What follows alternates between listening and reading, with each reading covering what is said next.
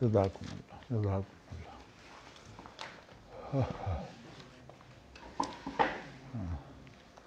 ماشاء اللہ.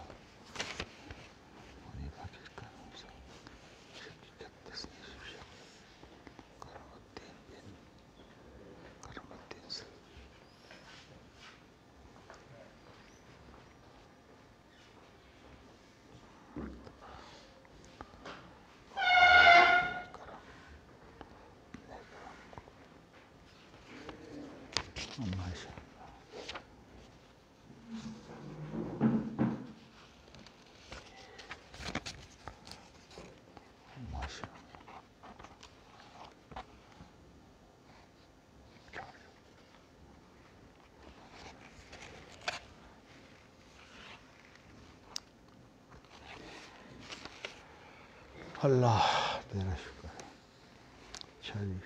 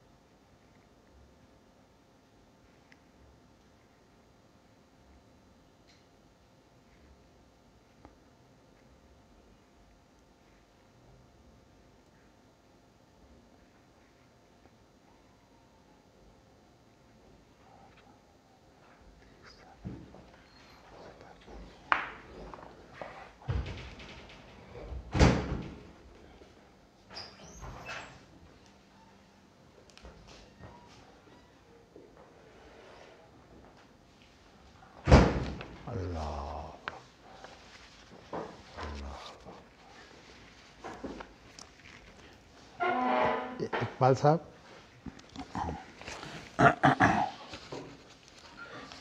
ترتیب آ رہے ہیں نا ساری ترتیب آ رہی یہ ایتھے کروا رہی ہے نا مطلب ہے بینڈنگ والی بینڈنگ دی ایتھوں کروا لو. یہ صفحے ماشاء اللہ نے کیتا بڑے بڑے کرتے ہیں نا الحمد للہ. اچھا کیتا میرے واسطے پھر آسانی ہو جائے. ہاں ایتھوں بینڈنگ کروا رہے یہ بینڈنگ میں ٹھیک رہے ہیں. بینڈنگ کیوں جی چھوٹے لیکچر تو ختم ہونے تک میرا آ جائے گی. جا ان شاء اللہ آ جائے گی.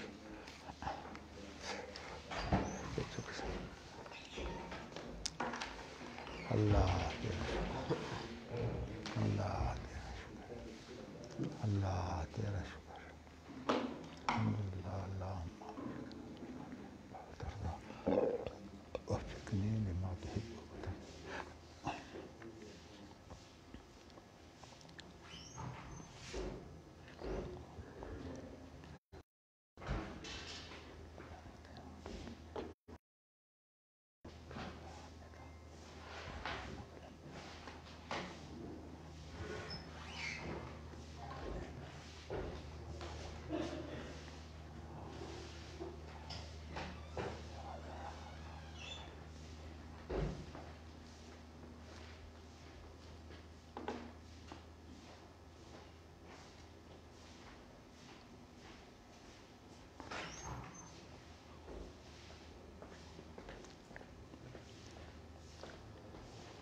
اللہ تیرا شکر.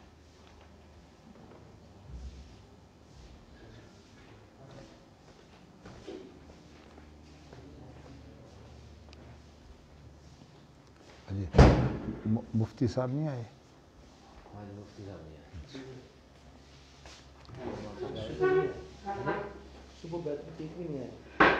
اتنے بھی نہیں آئے. اچھا اللہ رحم کرے جی. اللہ خیریت رکھے.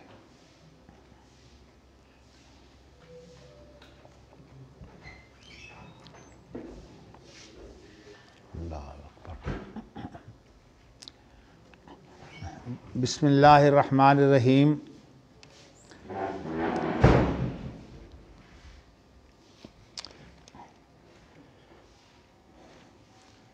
قاضی بننے کے لیے جج بننے کے لیے کیا اوصاف ہونے چاہیے ان کے بارے میں حضرت حسن بصری رحمۃ اللہ علیہ کی بات اور اس کے دلائل جو ہیں وہ پیش کیے گئے ہیں۔ حضرت حسن بصری نے جو کچھ قرآن کی آیتیں پڑھ کر جو ہے ان سے قاضی کے اوصاف واضح کیے ہیں۔ یہ آیت بھی بصری نے پڑھی، وَدَاوُودَ وَسُلَيْمَانَ إِذْ يَحْكُمَانِ فِي الْحَرْثِ إِذْ نَفَشَتْ فِيهِ غَنَمُ الْقَوْمِ وَكُنَّا لِحُكْمِهِمْ شَاهِدِينَ فَفَهَّمْنَاهَا سُلَيْمَانَ وَكُلًّا آتَيْنَاهُ حُكْمًا وَعِلْمًا۔ اللہ اکبر، اللہ اکبر۔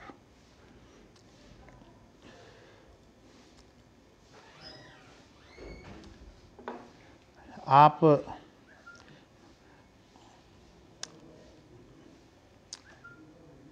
یہ دیکھیے کہ اللہ تعالیٰ نے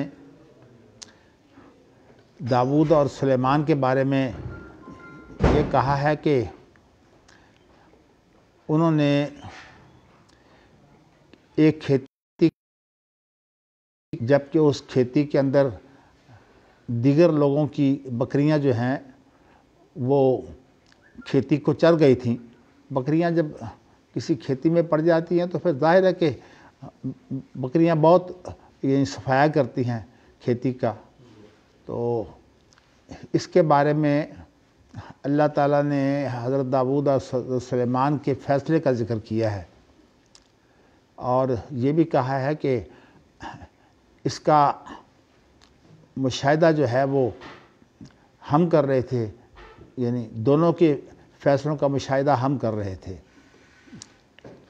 تو ہم نے جو ہے وہ اس معاملے میں حضرت سلیمان کو تو ایسی بات جو ہے وہ سمجھا دی جو حقیقت میں اس کا بہت بہترین حل تھا۔ اگرچہ جو فیصلہ حضرت داؤد علیہ السلام نے کیا تھا اس کے اندر بھی علم و حکمت موجود تھی، لیکن جو حکمت جو ہے وہ حضرت سلیمان کے فیصلے میں موجود تھی وہ زیادہ کامیاب حکمت تھی۔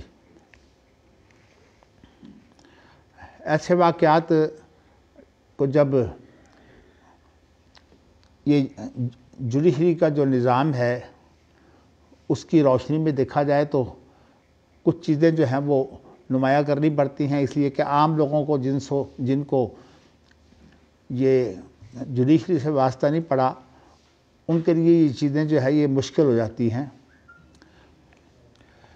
آپ نے حضرت عمر بن خطاب رضی اللہ تعالیٰ عنہ کا قاضی شریح کی طرف جو ایک خط ہے بڑا مشہور ہے، اس کے اندر انہوں نے پہلی ہدایت یہ کی ہے کہ جو آپ کے پاس لوگ پیش ہوں ان کے اندر جو ہے وہ آپ صلح کرانے کی کوشش کریں۔ تو صلح کے اندر یہ چیز کم دیکھی جاتی ہے کہ ان میں سے کون کتنا حق پر ہے اور کون کتنا غلط موقف رکھتا ہے۔ کوشش کی جاتی ہے کہ وہ جو آپس میں ایک نزاع لے کر آئے ہیں اس نزاع کے سلسلے میں دونوں کوئی مفاہمت کی صورت اختیار کر لیں، اس لیے کہ مفاہمت کی صورت جو ہے یہ ایک کامیاب شکل ہوتی ہے، اور اس طرح کی کامیاب شکل ہوتی ہے کہ پھر دونوں کی آپس میں دشمنی نہیں بنتی۔ جب فیصلہ ہو جاتا ہے تو بسا اوقات ایسا ہوتا ہے کہ جج نے تو فیصلہ کر دیا اور ان کا جھگڑا بھی ختم ہو گیا، لیکن ان کی آپس میں کدورتیں جو ہیں یہ بڑھتی ہیں۔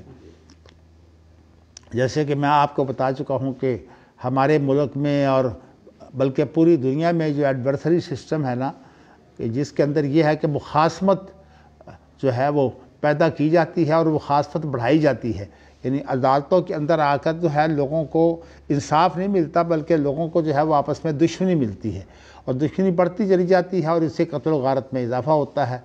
تو اللہ تعالیٰ وَمَن لَّمْ يَحْكُم بِمَا أَنزَلَ اللَّهُ فَأُولَٰئِكَ هُمُ الظَّالِمُونَ جو ہے وہ یہ فرماتے ہیں کہ اگر کوئی ظلم کا علاج ہو سکتا ہے تو وہ ما انزل اللہ سے ہو سکتا ہے، یعنی ما انزل اللہ کو اگر آپ جو ہے وہ بنیاد بنائیں تو یہ ظلم کا خاتمہ ہو سکتا ہے، ورنہ یہ ہے کہ اگر معاذ اللہ کے علاوہ اور طریقے جو بھی اختیار کریں گے ان کے اندر ظلم کی کوئی نہ کوئی صورت جو ہے وہ پائی جائے گی۔ تو یہاں میں نے جو ایک نقطہ آپ کو یہ بتانا ہے کہ پہلے مصالحت، اور اگر مصالحت نہ ہو تو اس کے بعد پھر دوسری کا صورتحال یہ ہے کہ اس کے بارے میں فیصلہ۔ اچھا، یہ بھی ہوتا ہے کہ قاضی فیصلہ کر دے اور قاضی کے فیصلے کے بعد جو ہے وہ لوگ یہ چاہیں کہ قاضی کا فیصلہ تو آپ کو پتہ ہے کہ حقیقت کو تو نہیں بدلتا، وہ قاضی کا فیصلہ جو ہے وہ صرف وہ بصیرت ہوتی ہے جس کے ساتھ قاضی نے جو ہے وہ انصاف کرنے کی کوشش کی ہے، لیکن حقائق کیا ہے وہ اصل میں فیصلے کا کام یہ نہیں ہوتا کہ فیصلہ جو ہے وہ لوگوں کی جو واقعاتی صورتحال ہے یا حقیقت کیا ہے اس کو بھی تبدیل کرے۔ اور میں نے کہا تھا کہ یہ بہت بڑی غلطی ہے جو فقہ حنفی میں پائی جاتی ہے کہ وہ کہتے ہیں کہ قاضی کا فیصلہ جو ہے وہ حقیقت کو بدل دیتا ہے، حالانکہ قاضی کا فیصلہ تو دونوں کے نزاع کا ایک حل ہے۔ یہ نہیں ہے کہ اس کے اندر حقیقت یہ تھی کہ ایک آدمی کا اتنا حق تھا اور اسے وہ حق ملا نہیں، اور فیصلے کی صورت میں دوسرا شخص جو ہے وہ لے گیا۔ تو اس لیے ایسا بھی ہوتا ہے کہ جو سمجھدار لوگ ہیں، اللہ سے ڈرنے والے ہیں، جب وہ قاضی کو فیصلہ کرتا ہے تو وہ آپس میں ایک دوسرے سے صلح کی کوشش کرتے ہیں کہ بھئی آؤ اس کی کوئی صلح کی صورتحال بنا لیتے ہیں، اگر صلح جو ہے وہ ہماری ہو جائے گی تو آپس میں تو دونوں جو ہیں وہ اپنی اگلے مستقبل کو بہتر بنانے کے لیے پھر صلح کر لیتے ہیں۔ تو یہاں داؤد علیہ السلام حاکم تھے، اگر اس نے جوڈیشری بھی اپنے پاس رکھی ہوئی ہو، جیسے نبی اکرم صلی اللہ علیہ وسلم کے پاس ہی قضاء کے اختیارات بھی آپ کے پاس تھے، اس وقت کوئی الگ جو ہے وہ قاضی نہیں تھا، اگر آپ نے جن لوگوں کو بھیجا ہوا تھا دوسرے علاقوں میں وہ تو وہاں قاضی ہوتے تھے، ساتھ حاکم بھی ہوتے تھے۔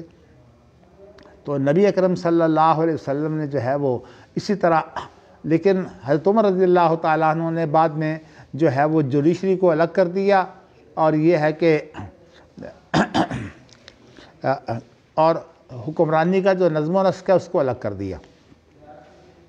ہماری آج کل جو صورتحال ہے، آج کل جو ہمارے ناخدا بنے ہوئے ہیں نا، وہ یورپ اور اس طرح جو قوتیں ہیں، بلکہ اس وقت صورتحال میں آپ کو یہ بتا چکا ہوں کہ کوئی جو ہے وہ طاقت استعمال کر کے جو ہے کوئی خیر کا کام نہیں کر سکتا جب تک جو ہے وہ سلامتی کونسل جو ہے اس کی حمایت میں نہ ہو۔ اب سلامتی کونسل میں ایک بھی مسلمان ملک نہیں ہے، یعنی اس کے اندر جو اصل اختیار ہے وہ 5 طاقتوں کے پاس ہے، اور ان میں سے ہر ایک کو اتنا اختیار ہے کہ جو مرضی پاس کر لو، اگر ایک ان میں سے اتفاق نہ کرے سارا معاملہ ختم۔ اس کو کہتے ہیں ویٹو پاور، یعنی استردادی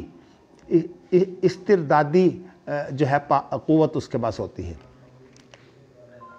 تو اس لیے دنیا کے اندر یہ جتنے بھی نوجوانوں کی تحریکیں ہیں یا دیگر تحریکیں ہیں جو تشدد سے کام لیتی ہیں، ان کو یہ بات جو ہے وہ ذہن میں رکھنی چاہیے، اگر وہ صاف بات ہے اللہ کے لیے یہ کام کریں تو ذہن میں رکھنی چاہیے کہ سلامتی کونسل جو ہے وہ ان کی کوئی تحریک کامیاب نہیں ہونے دے گی۔ اور آپ کو پتہ ہے کہ دنیا کے اندر جو ہے جہاں قوت موجود ہے وہاں سلامتی کونسل دخل نہیں دیتی، جیسے کہ بھارت نے کشمیر پر جو ہے قبضہ کیا ہوا ہے، سلامتی کونسل کا کوئی دخل ہی نہیں ہے، قراردادیں پاس کی ہوئی ہیں لیکن ان قراردادوں کو نافذ ہی نہیں کرتے۔ لیکن آپ دیکھیے کہ ادھر مسلمانوں کی ایک جو ہے وہ حکومت قائم ہوئی افغانستان کے اندر، تو انہوں نے کس طرح جو ہے اس کے خلاف فیصلہ کیا، اور فیصلہ کر کے جو ہے اس کو جو ہے وہ اس کا توڑا بورا کر دیا۔ یعنی آپ جانتے ہیں کہ کس طرح سے انہوں نے جو ہے وہ یہاں اتنا اسلحہ جو ہے وہ وہاں پھینکا کہ اپنا پرانا اسلحہ سارا ہی انہوں نے جو ہے بیکار جو تھا وہ سب کی قیمت وصول کر لی، اور اس طرح جو ہے وہ تباہی اگر ہوئی ہے تو مسلمانوں کی ہوئی ہے، اور مسلمانوں کے خلاف لڑایا آپس میں۔ تو اس طرح سے جو صورتحال بنی ہے، اب اب تک جو حکومت ہے وہ ان کے رحم و کرم پر ہے، اور اگر امریکہ جو ہے وہ ان کی مدد نہ کرے تو حکومت جو ہے وہ قائم رہ ہی نہیں سکتی۔ اس لیے کہ 28 صوبے ہیں افغانستان کے، تو کہتے ہیں کہ تقریباً جو ہے 27 صوبوں میں جو ہے وہ طالبان کا اثر رسوخ ہے، اور صرف جو کابل کا صوبہ ہے ان کا، اس میں جو ہے وہ حکومت موجود ہے، باقی تو کسی جگہ حکومت جو ہے وہ کامیاب ہے ہی نہیں۔ تو یہ امریکہ اور اس کی نگرانی میں نیٹو جو ہیں وہ یہ کام کر رہے ہیں کہ وہاں طالبان کو جو ہے وہ حکومت نہ ملے۔ معاہدے کرتے ہیں لیکن معاہدوں کی پھر خلاف ورزی بھی کرتے ہیں، اس لیے کہ انہیں پتہ ہے کہ طاقت ان کے پاس ہے، سلامتی کونسل ان کے ساتھ ہے۔ تو اس سلامتی کونسل کے فیصلے کے مطابق جو ہے وہ طالبان کو ختم کیا گیا تھا۔ اب سلامتی کونسل تو یہ دیکھتی ہے نا کہ جو مسلمان ہیں ان کے خلاف، لیکن صاف سی بات ہے کہ آپ یہ دیکھ لیجئے کہ ایران جو ہے وہ بھی تو آخر ایک مسلمان حکومت ہے، اگرچہ وہ اہل تشیع کی ہے، لیکن یہ ہے کہ ایران کے اندر صورتحال یہ ہے کہ امریکہ نے اگر کوئی بھی کارروائی کی ہے تو ایران نے جو ہے وہ اس کا دفاع کیا ہے، حالانکہ امریکہ کے مقابلے میں ایران کی کوئی حیثیت ہی نہیں ہے، لیکن جو دفاع کرنے والا ہے، جو موت کو جو ہے وہ قبول کرنے والا ہے، اسے جو ہے وہ کون شکست دے سکتا ہے۔ لیکن بات یہ ہے کہ ایران کے معاہدے جو ہیں وہ سارے کے سارے جو ہے وہ اللہ تعالیٰ ہدایت دے، وہ زیادہ معاہدے کفار سے ہوتے ہیں۔ تو جب کفار کے ساتھ مل کر وہ معاہدے کر لیتا ہے تو یہی وہ چیز خطرناک ہے جو ایران کے بارے میں جو ہے وہ قابل قبول نہیں ہے، کہ وہ ایسے معاملات میں جو ہے وہ مسلمانوں کے خلاف جو ہے وہ معاہدے کرتا ہے کافروں سے، اور پھر اس لیے ویسے تو ہمدرد ہیں ایران کے، اور ایران کی یہ جو صورتحال ہے کہ وہ ان دھمکیوں کو جو ہے کوئی پرواہ نہیں کرتا، تو یہ تو بہت اچھی صورتحال ہے۔ اور یہ بھی میں آپ کو یہ بتا چکا ہوں کہ ایران کے اندر جو ہے وہ اسی طرح ایک جہاز جو ہے وہ اغوا کر لیا گیا تھا اور وہ ایران میں اتار لیا گیا تھا، تو امریکہ نے اپنے کمانڈو وہاں بھیجے اور انہوں نے یہ کوشش کی کہ یہ جہاز کو جو اغوا کرنے والے ہیں ان کو جو ہے وہ ہم کنٹرول کر لیں، لیکن صورتحال یہ بنی کہ کمانڈو جو ہے ان کو تباہ کر دیا، یعنی جو قبضہ کرنے والے تھے، اس لیے کہ ایران جو تھا وہ امریکہ کے خلاف تھا۔ تو اس صورت میں جو ہے وہ کمانڈو جو تھے جب وہ تباہ ہو گئے تو امریکہ کو جو ہے وہ سبق مل گیا۔ اب آج تک صورتحال یہ ہے کہ امریکہ جو ہے وہ ایران کو نہیں چھیڑتا، دھمکیاں دیتا ہے لیکن چھیڑتا کوئی نہیں، اور جو پابندیاں ہیں وہ بھی زیادہ کامیاب اس لیے نہیں ہوتی کہ ایران کے اندر جو ہے وہ تیل موجود ہے، اور تیل جو ہے وہ ایک ایسی دولت ہے کہ جس کے ساتھ انسان جو ہے وہ اپنی اقتصادی طور پر بہت کچھ جو ہے وہ پورا کر لیتا ہے، لیکن دنیا کے نظام کے اندر بڑی مشکلات ہیں اقتصادی۔ پاکستان کے اندر بھی تیل بھی موجود ہے اور سونا بھی موجود ہے، لیکن صورتحال یہ ہے کہ پاکستان کو جو ہے وہ نہ تیل جو ہے وہ نکالنے کی اجازت ہے اور نہ جو ہے سونا نکالنے کی اجازت ہے۔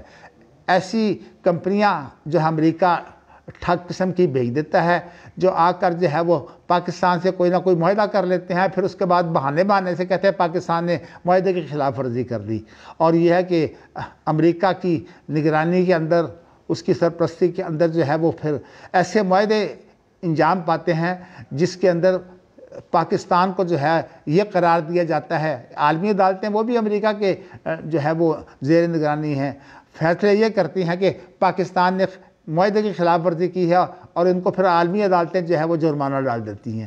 اس لیے کہ جب کہتے ہیں بلیک میلر کے پہلا جو وار ہوتا ہے نا، اس کے نیچے نہیں آنا چاہیے، اگر آپ اس کے نیچے آ جاتے ہیں تو پھر جتنے بھی وار ہیں سارے کے سارے جو ہیں وہ اپنے پورے کرتا ہے۔ اسی لیے لوگوں نے ایک مثال بنائی ہوئی ہے نا کہ ایک جو ہے وہ 100 پیاز بھی کھائے اور 100 جوتے بھی کھائے، یہ جو صورتحال ہے یہ بلیک میلر کی ہوتی ہے۔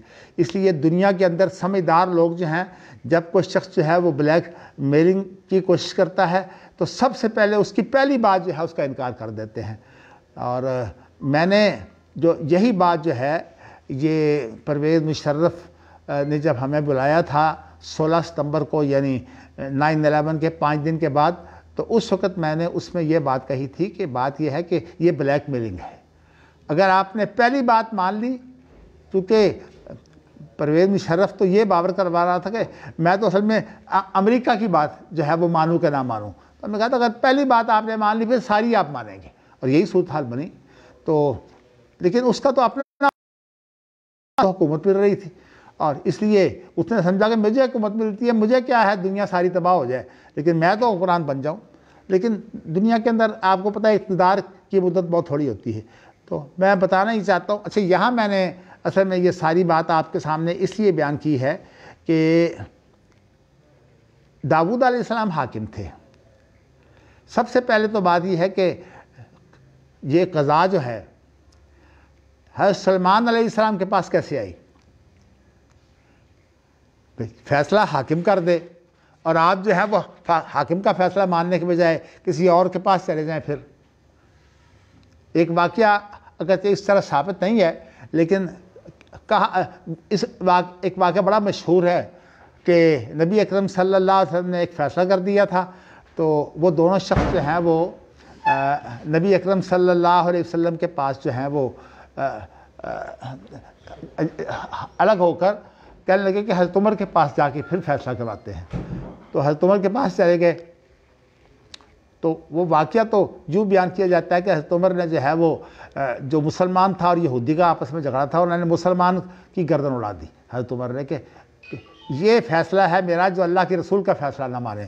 لیکن میں وہ واقعہ چونکہ ثابت نہیں ہے، اس لیے میں صرف اس کی شہرت کی بنا پر آپ کو بتایا ہے، لیکن ایک یہ بات اصولاً درست ہے کہ اگر حاکم فیصلہ کر دے تو پھر کسی کے پاس جو ہے وہ اختیار نہیں ہوتا کہ وہ حاکم کے بعد کوئی فیصلہ کرے۔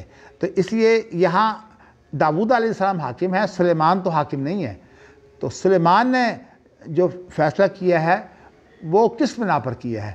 تو اس کے متعلق جو ہے وہ یعنی قانونی نظام کی روشنی میں بات یہ بنتی ہے کہ داؤد علیہ السلام کا فیصلہ تھا، انہوں نے فیصلہ کر دیا، اور ان دونوں نے پھر یہ چاہا کہ کسی طرح ہماری مصالحت ہو جائے، تو وہ حضرت سلیمان کو جا کر انہوں نے ثالث بنا لیا اور کہا کہ ہماری صلح کروا دیں۔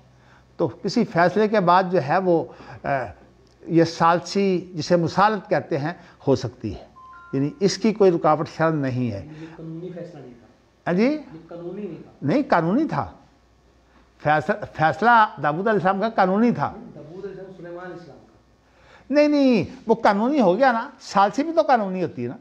اصل بات یہ ہے کہ فیصلے کے بعد ثالثی جائز ہے، ثالثی پہلے بھی جائز ہے اور بعد میں بھی جائز ہے، یہ میں بتانا چاہتا ہوں آپ کو۔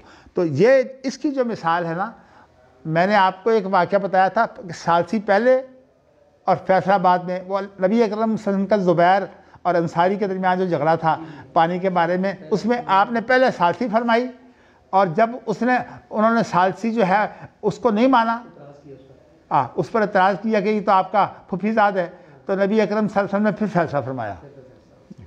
تو کہنے کا مقصد یہ کہ یہاں جو ہے یہ فیصلہ پہلے ہے، قضا پہلے ہے، ثالثی بعد میں ہے۔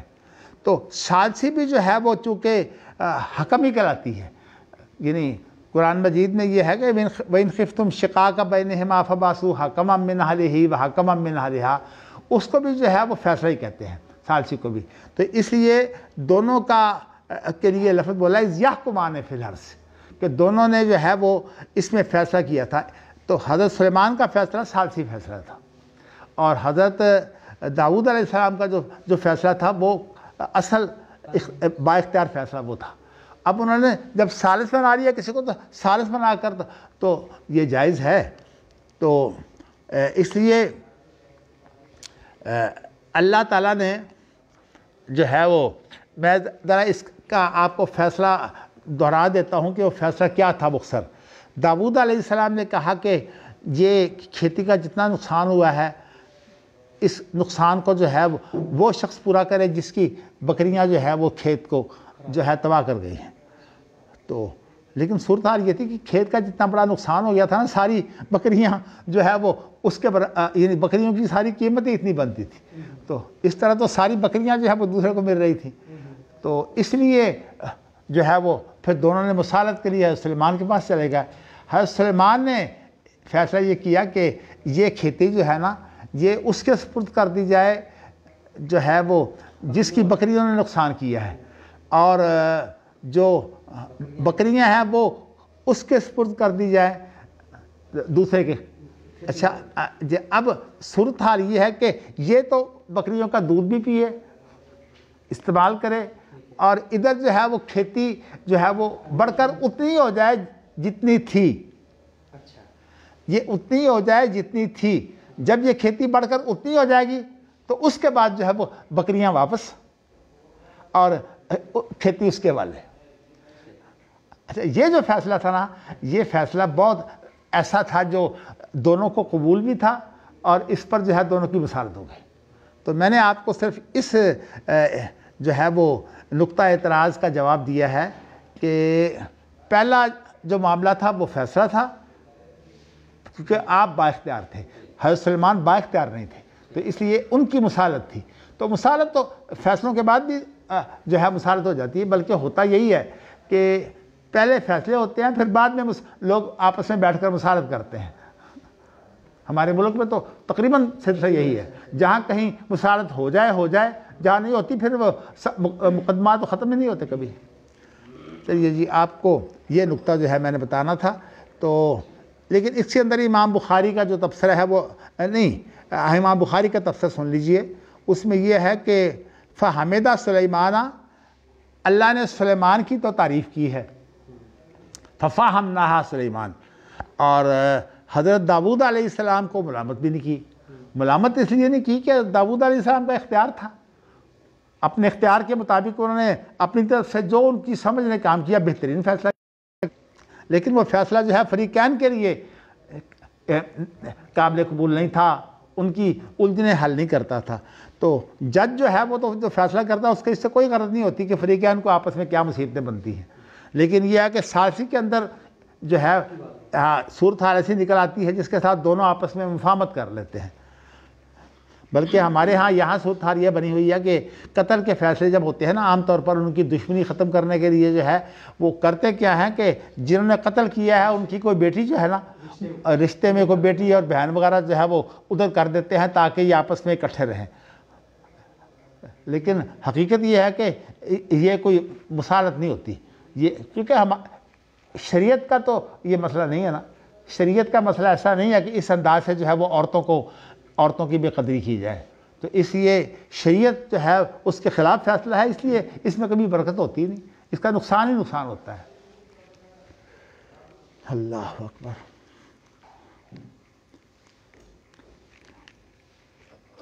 شیخ وہاں پہ ایک آدمی سے میری بات ہوئی تھی, ڈاکٹر تھا, تو اس نے کہا جس نقطہ نظر سے آپ اس چیز کو دیکھتے ہیں نا, ایک کاروکاری کو, اس معاملے کو, جی کہتے ہیں ہمارے ہاں اس نقطہ نظر سے دیکھا نہیں جاتا. کہتے ہیں حقیقت میں ہمارے ہاں یہ ہوتا ہے کہ صلح ہو جاتی ہے اس بات پر, اب بعد میں تعلقات معمول پر آ جاتے ہیں. میں آپ کو بتاؤں کہ یہ دلی صلح نہیں ہوتی. کیا وہ عورت جس کا قتل ہوا ہے وہ ان کو دے کر وہ بھگتتی ہے نا, اور آپ کو پتا ہے کہ عورت جس کے ہاتھ میں ہو اسی کی ہوتی ہے اور وہ بھگتتی ہے. لیکن ایسے ظلم میں نے میسر حالی کلاں کا جو ہے وہ آپ کو ایک فیصلہ سناتا ہوں. میں نے آپ کو اس کا اشارہ بھی کیا تھا, اس کا نام تھا حسین, اور وہ بڑا بدماش گنا جاتا تھا. لیکن بات یہ ہے کہ اس کو کسی طرح جو ہے وہ سزا ہو گئی, جیل میں چلا گیا.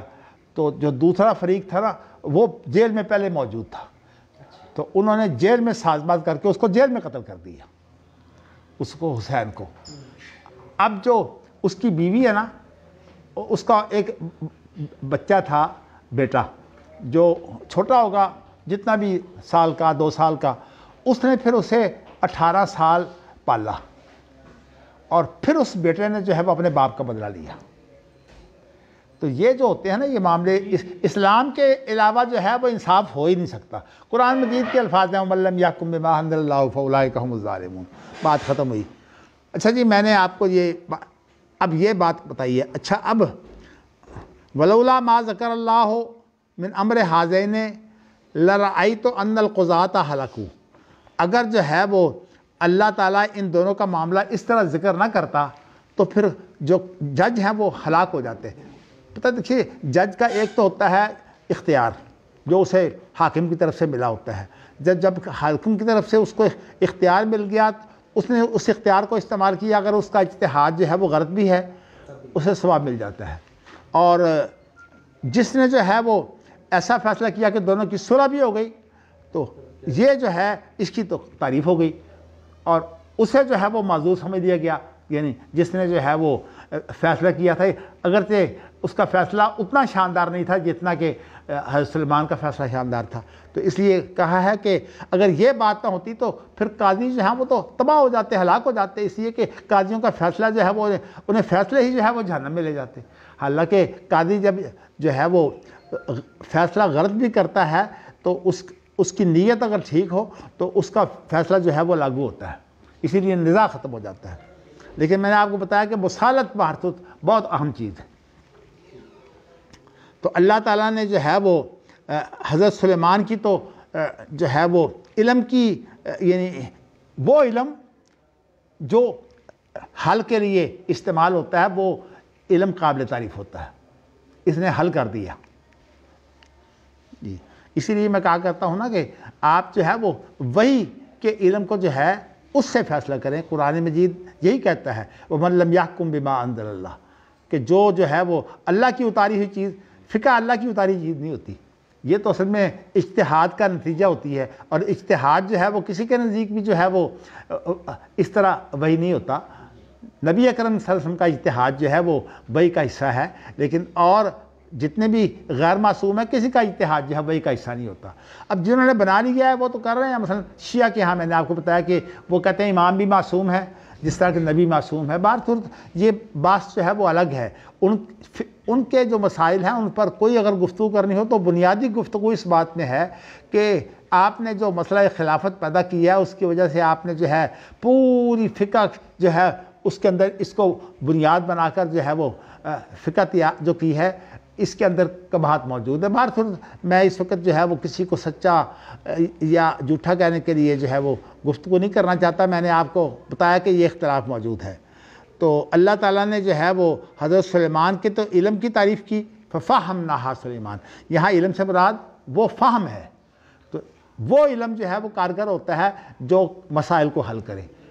تو کتاب و سنت ما انزل اللہ ہے وہی ہے, وہ تو حل کرتی ہے. اور میں نے آپ کو بتایا تھا کہ ابن تیمیہ کی یہ کتاب واقعی حقیقت یہ ہے کہ اس کا عنوان ہی بڑا پیارا ہے. سب سے پہلے انہوں نے یہ جو اہل الرائے کا یہ نقطہ نظر آنا کہ جو وہی ہے وہ محدود ہے اور جو مسائل ہیں وہ غیر محدود ہے, یہ بالکل غلط ہے. اس لیے کہ اللہ تعالیٰ کی کوئی چیز ناقص نہیں ہوتی, اور نبی اکرم صلی اللہ علیہ وسلم کی جو نبوت ہے وہ بھی دائمی ہے, اور اس نبوت کے تابع جب حکومت بنتی ہے تو اس کو خلافت کہتے ہیں. تو اس لیے خلافت بھی جو ہے وہ شریعت جب تک وہی جو ہے وہ ان کے لیے بنیاد رہے گی اس وقت تک خلافت ہوگی. جب وہی نہیں رہے گی تو خلافت ختم ہو جائے گی. تو میں نے آپ کو جو ہے وہ یہ بات اس لیے سمجھا دی ہے کہ اللہ تعالیٰ نے حضرت سلیمان کی تعریف کی ہے اس فہم کی وجہ سے. دیا تو اللہ نہیں ہے لیکن یہ اللہ کی طرف سے جو دیا گیا علم ہے, اس لیے اللہ تعالیٰ نے کسی کو بڑھایا نہیں ہے, کہا کہ یہ میرا انعام تھا, میں نے کسی کو جو ہے وہ علم دے دیا کسی کو نہیں. اصل میں یہ وہ چیز ہے کہ اگر اس کو علماء اپنا لیں تو علماء کے درمیان میں اختلاف ختم ہو سکتا ہے. وَفَوْقَ كُلِّ ذِي عِلْمٍ عَلِيمٍ, ہر ایک علم والے کے اوپر ایک بڑا علم والا ہوتا ہے. ہوتا کیا ہے اصل میں, یہ آپ جن کو بڑے بڑے امام کہتے ہیں نا, ویسے تو ماشاءاللہ میں نے آپ کو بتایا ہزاروں کیا لاکھوں امام موجود ہیں, مجتہدین موجود ہیں, لیکن ہوا یہ ہے کہ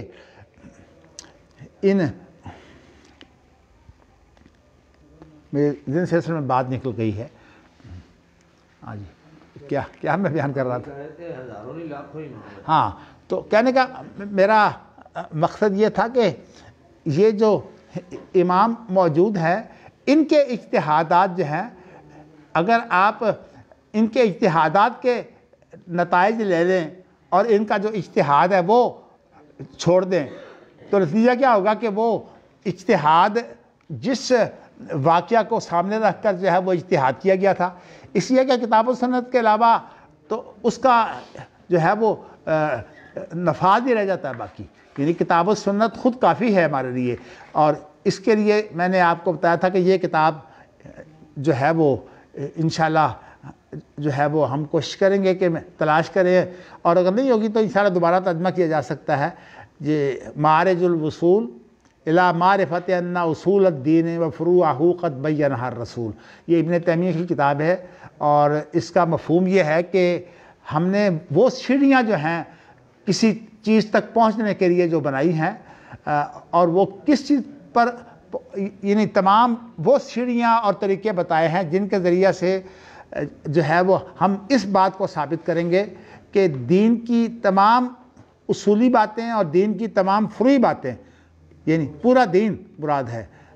تو یہ دین جو ہے پورے کا پورا دین جو ہے وہ نبی اکرم صلی اللہ علیہ وسلم نے بیان کر دیا ہے۔ مطلب یہ ہے کہ قرآن مجید بھی آپ کے اوپر اترا ہے، اور آپ کی سنت جو ہے اس کے بعد تو بالکل ہی الیوم اکملت لکم دینکم واتممت علیکم نعمتی ہو جاتا ہے۔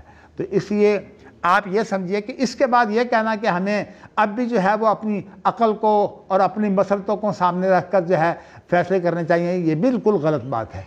اسی لیے امام بخاری اور امام شافعی خاص طور پر، اوروں نے بھی کیا ہے لیکن انہوں نے، امام شافعی نے کتاب لکھ دی، سب سے پہلی کتاب انہی کی ہے فن حدیث میں اور فن اصول میں، اصول فقہ میں، اور اسی طرح جو ہے وہ امام بخاری نے جو ہے اس کا عملی نقشہ جو ہے وہ آپ کے سامنے پیش کر دیا ہے۔ فن حدیث کی بھی باتیں اس کے اندر موجود ہیں باریک سے باریک تر، اور اسی طرح جو ہے وہ اس کی جو فن اصول ہے اس کی بھی باتیں موجود ہیں۔ یعنی اس لیے کہتے ہیں نا کہ امام بخاری کی جو فقہات ہے ان کے تراجم میں ہے، یعنی باب کے بعد جو ترجمہ آپ لاتے ہیں اس کے اندر اتنے باریک اشارے ہوتے ہیں کہ وہ بہت اعلیٰ قسم کی فقہ موجود ہے۔ تو انہوں نے ابھی امام بخاری نے تذکرہ یہ کیا ہے کہ سلیمان کی تو تعریف ہو گئی، اور داود کو ان کے اجتہاد کی وجہ سے جو ہے وہ معذور قرار دیا۔ اچھا جی، اب باقی میں نے اگلی عبارت کا ترجمہ کر دیا تھا، لیکن یہ نقطہ میں نے نہیں بیان کیا، تو آج میں نے اس نقطے کو جو ہے کھول دیا ہے۔ اب اگلا جو باب ہے وہ یہ ہے، باب و رزق الحکام والعاملین علیہا۔ یہ ہے کہ فیصلہ کرنے والے جو لوگ ہیں ان کا گزارا کیسے ہوگا۔ رزق سے مراد وہ گزارا ہے، دیکھیے نا، دین کا کام کرنے والے لوگ ہیں۔ اب ہمارے ہاں تصور یہ آ گیا ہے کہ جو دین کا کام کرنے والے لوگ ہیں ان کو کوئی حق نہیں ہے کہ وہ کوئی بدلہ لیں۔ میں آپ کو اپنی مثال دے دیتا ہوں کہ ہمارا جو کاروبار ہے وہ الحمدللہ اس کاروبار کے اندر کروڑوں، کیا اب تو ماشاءاللہ اربوں کا کاروبار ہے۔ یہ اس کے اندر جو ہے وہ جن لوگوں کو بیرونی دنیا سے جو ہے وہ میرے تعلقات تھے، میں ان لوگوں کو یہاں جو ہے وہ کاروبار میں لایا، اور بیرونی دنیا نے جو ہے وہ اس کاروبار کے اندر جو ہے وہ پیسے لگائے۔ اچھا، اب صورتحال یہ ہے کہ میں نے جب یہ دیکھا کہ ہمارا کاروبار سیٹ ہو گیا ہے اور اس کے اندر جو میرے بھائی ہیں وہ کام کر رہے ہیں، تو میں نے پھر یہ سوچا کہ میں دین کا کام کرتا ہوں، تو میں نے ایک یونیورسٹی کا جو منصوبہ بنا کر جو ہے اپنے ذہن میں پھر اپنی تمام جو محنتیں تھیں، خدمات تھیں، وہ اس یونیورسٹی کے لیے جو ہے میں نے وقف کر دی۔ اچھا، اب صورتحال یہ پیدا ہوئی کہ اللہ تعالیٰ کی، ہم نے جب کاروبار کی ابھی ابتدا تھی تو اس وقت ہمارا آپس میں کچھ اختلاف ہوا تھا، اور ہم نے جو ہے وہ مولانا سلطان محمود رحمۃ اللہ علیہ جو ہے ان کو بلایا، اور بلا کر جو ہے انہیں ثالث بنایا، اور انہوں نے ہمارا فیصلہ کر دیا۔ تو اس فیصلے میں جو ہے وہ یہ بات جو ہے وہ آ گئی کہ یہ کاروبار خاندان کا مشترکہ ہے، تو اس کے مطابق جو ہے وہ مشترکہ کاروبار کے جو اصول ہوتے ہیں ان کے مطابق آپ معاملہ کریں۔ تو ہم نے پھر یہ کیا کہ سب کی تنخواہیں باندھ دی، کہا کہ یہ جو ہے نا کہ فلاں پیسہ جو ہے وہ میرا سرمایہ ہے۔ اصل میں بنیادی نقطہ یہ تھا کہ جو کاروبار کرنے والا ہے وہ کہتا ہے میں نے لوگوں سے قرض بڑے لیے ہوئے ہیں۔ انہوں نے اس چیز کو تو نوٹ نہیں کیا کہ قرض سے اس کی مراد کیا ہے۔ اصل میں وہ قرض نہیں تھے، وہ دراصل لوگوں کے سرمایے تھے، لیکن بہرصورت انہوں نے جو فیصلہ کیا ہم سالس ہونے کی حیثیت سے ہم نے ان کا فیصلہ مان لیا۔ اگرچہ میری رائے یہ تھی کہ یہ فیصلے میں جو قرض جو ہے وہ اس کو قرض کا لفظ بول کر جو ہے اصل میں گیا ہے، حالانکہ یہ قرض نہیں ہے، یہ اصل میں سرمایہ ہے۔ جو سرمایہ لگایا جاتا ہے وہ قرض نہیں ہوتا، ہاں وہ اصل میں ہوتا ہے مضاربت، اس کی مضاربت کی شکل ہوتی ہے۔ تو لیکن اب بات یہ ہے کہ ذہن میں جن لوگوں کی موجود تھی، جب میں نے جو ہے وہ اس درسگاہ میں پوری طرح سے مگن ہو گیا تو اس کے بعد ہمارا آپس میں اختلاف جو ہے، جو ہمارا آپس ماہرین تھے، ان کی ایک کمیٹی جو ہے وہ ان 3 آدمیوں کو منتخب کر لیا اور انہیں کہا کہ آپ جو ہے وہ ہمارا فیصلہ کریں۔ تو جب جو ہے وہ انہوں نے ہمارا فیصلہ یہ کیا، اصل میں ہم نے آپس میں صلح کر لی تھی، کچھ درسگاہ پر جو ہے وہ اعتراض کیا گیا کہ اس درسگاہ کا کے ساتھ ہمارا کیا تعلق ہے، یعنی جو کاروبار کرنے والے تھے۔ انہوں نے کہا بات یہ ہے کہ ہماری بات تو یہاں مانی نہیں جاتی، انہوں نے اپنے بچے تو پڑھا لیے ہیں دین اور میرے بچے جو ہیں یہ دین نہیں پڑھے۔ تو میں نے کہا دیکھیے آپ، ان کو اعتراض یہ تھا کہ سعودی عرب میں ان کا داخلہ ہونا چاہیے۔ میں نے کہا میں تو کئی سال سے کوشش کر رہا ہوں لیکن داخلہ نہیں ہوا، آپ ایسا کریں کہ آپ بن جائیں محتمم اور میں آپ کا معاون بن جاتا ہوں۔ تو ہم نے درسگاہ جو ہے ان کے سپرد کر دی۔ لیکن دیکھیے اللہ تعالیٰ کی قدرت کہ 1 مہینہ بھی نہیں گزرا تھا، 20 دن کے اندر ہی جو ہے وہ ہمارا 3 دن جو ہے وہ 16 گھنٹے ہم نے بیٹھ کر جو ہے وہ اس پر گفتگو کی تھی، اور بہت سے حضرات موجود تھے، لیکن 3 سالسوں نے بھی اس کو منظور کیا اور اسی وقت جا کر ہم نے تیسرے دن جو ہے وہ جا کر جو ہے وہ ان کے حوالے کر دیا۔ انہوں نے جب حوالے ہوا تو استادوں کو ساروں کو بلا کر ان کی تنخواہیں بھی بڑھا دی، لیکن جب 20 دن ابھی گزرے تھے کہ انہوں نے جو ہے وہ اس فیصلے کو توڑ دیا اور یہ ہے کہ کہا کہ ہم نہیں چھوڑتے قبضہ۔ تو ہمارے جتنی بھی رقوم تھی وہ ساری کی ساری جو ہے وہ انہوں نے قبضے میں کی ہوئی ہیں۔ بات میں یہ بتانا چاہتا ہوں کہ یہ حالات بنتے ہیں دینداروں کے ساتھ، لیکن الحمدللہ میرے منہ سے اصل میں بعض دفعہ ایسے الفاظ نکل گئے، میں سمجھتا ہوں کہ شاید اللہ کو پسند نہیں آئے۔ میں کہا کرتا تھا کہ بات یہ ہے کہ میرے ایسے حالات ہیں کہ اگر میں پانی کی بجائے سونا پیوں نا، میں سونا پی سکتا ہوں۔ تو ایسے الفاظ جو تھے مجھے جو ہے وہ بعد میں احساس ہوا کہ مجھے نہیں بولنے چاہیے تھے۔ بات تو دنیا کے اوپر انسان کو مان نہیں کرنا چاہیے، انسان کو جو ہے وہ اللہ پر توکل کرنا چاہیے۔ بات تو انسان جو ہے وہ کوتاہی کرنے والا ہے۔ میرے ساتھ جو آزمائش آئی ہے وہ الحمدللہ اللہ تعالیٰ نے ہر جگہ میری مدد کی ہے۔ تو میں کہنا ہی چاہتا ہوں کہ دنیا کے اندر جو ہے وہ حکام کا یا جو ذمہ دار لوگ ہیں ان کے رزق کے اصول کیا ہے۔ میں نے جو ہے وہ خاص طور پر ایک چیز جو ہے وہ جب میں نے سپریم کورٹ میں بلا سود بینکاری پر بحث کی تھی تو اس وقت میں نے ایک نقطہ جو ہے وہ اجاگر کیا تھا شریعت کے نام پر، میں وہ آپ کو بتانا چاہتا ہوں۔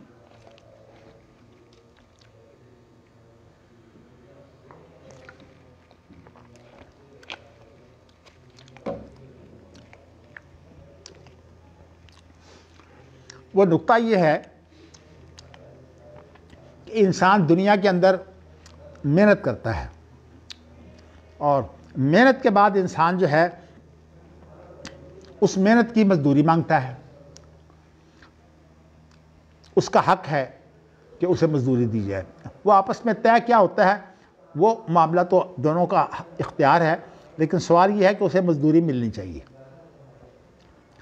دنیا میں کچھ کام ایسے ہیں جو بنیادی طور پر جو ہے وہ شریعت کو لاگو کرنے کے کام ہے۔ مثال کے طور پر شریعت کی روشنی میں نظام حکومت بنایا جائے جس کو خلافت کہتے ہیں۔ تو یہ جو خلافت ہے، ہاں میں بتا ہی رہا، یہ چونکہ شریعت کے نفاذ کا کام ہے، یہ اصل میں دینی کام ہے۔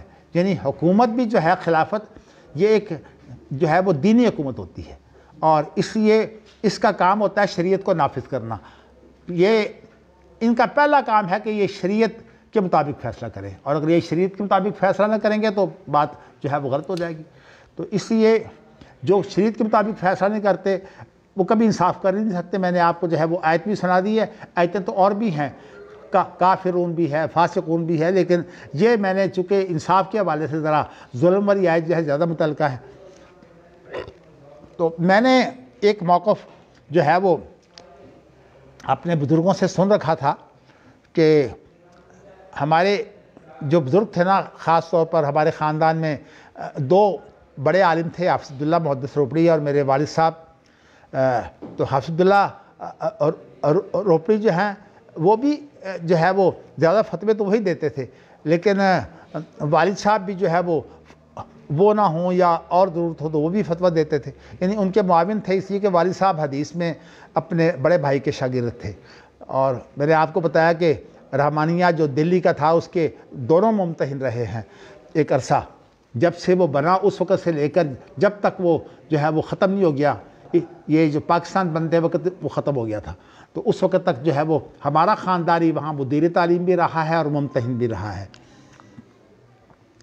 تو میں آپ کو یہ بتانا چاہتا ہوں کہ ہمارے دونوں بزرگوں کا فتویٰ یہ تھا کہ دین کا کام کرنے والا جو ہے یہ اس کا محنتانہ نہیں لے سکتا، کیونکہ جب انسان کسی کا کام کرتا ہے محنت کا تو اس کے اندر تو اس کے لیے اجرت ہوتی ہے، خواہ وہ مالدار ہو اور خواہ وہ مالدار نہ ہو، اس کو جو ہے وہ اجرت ملنی چاہیے، اور اسے اجرت ملتی ہے۔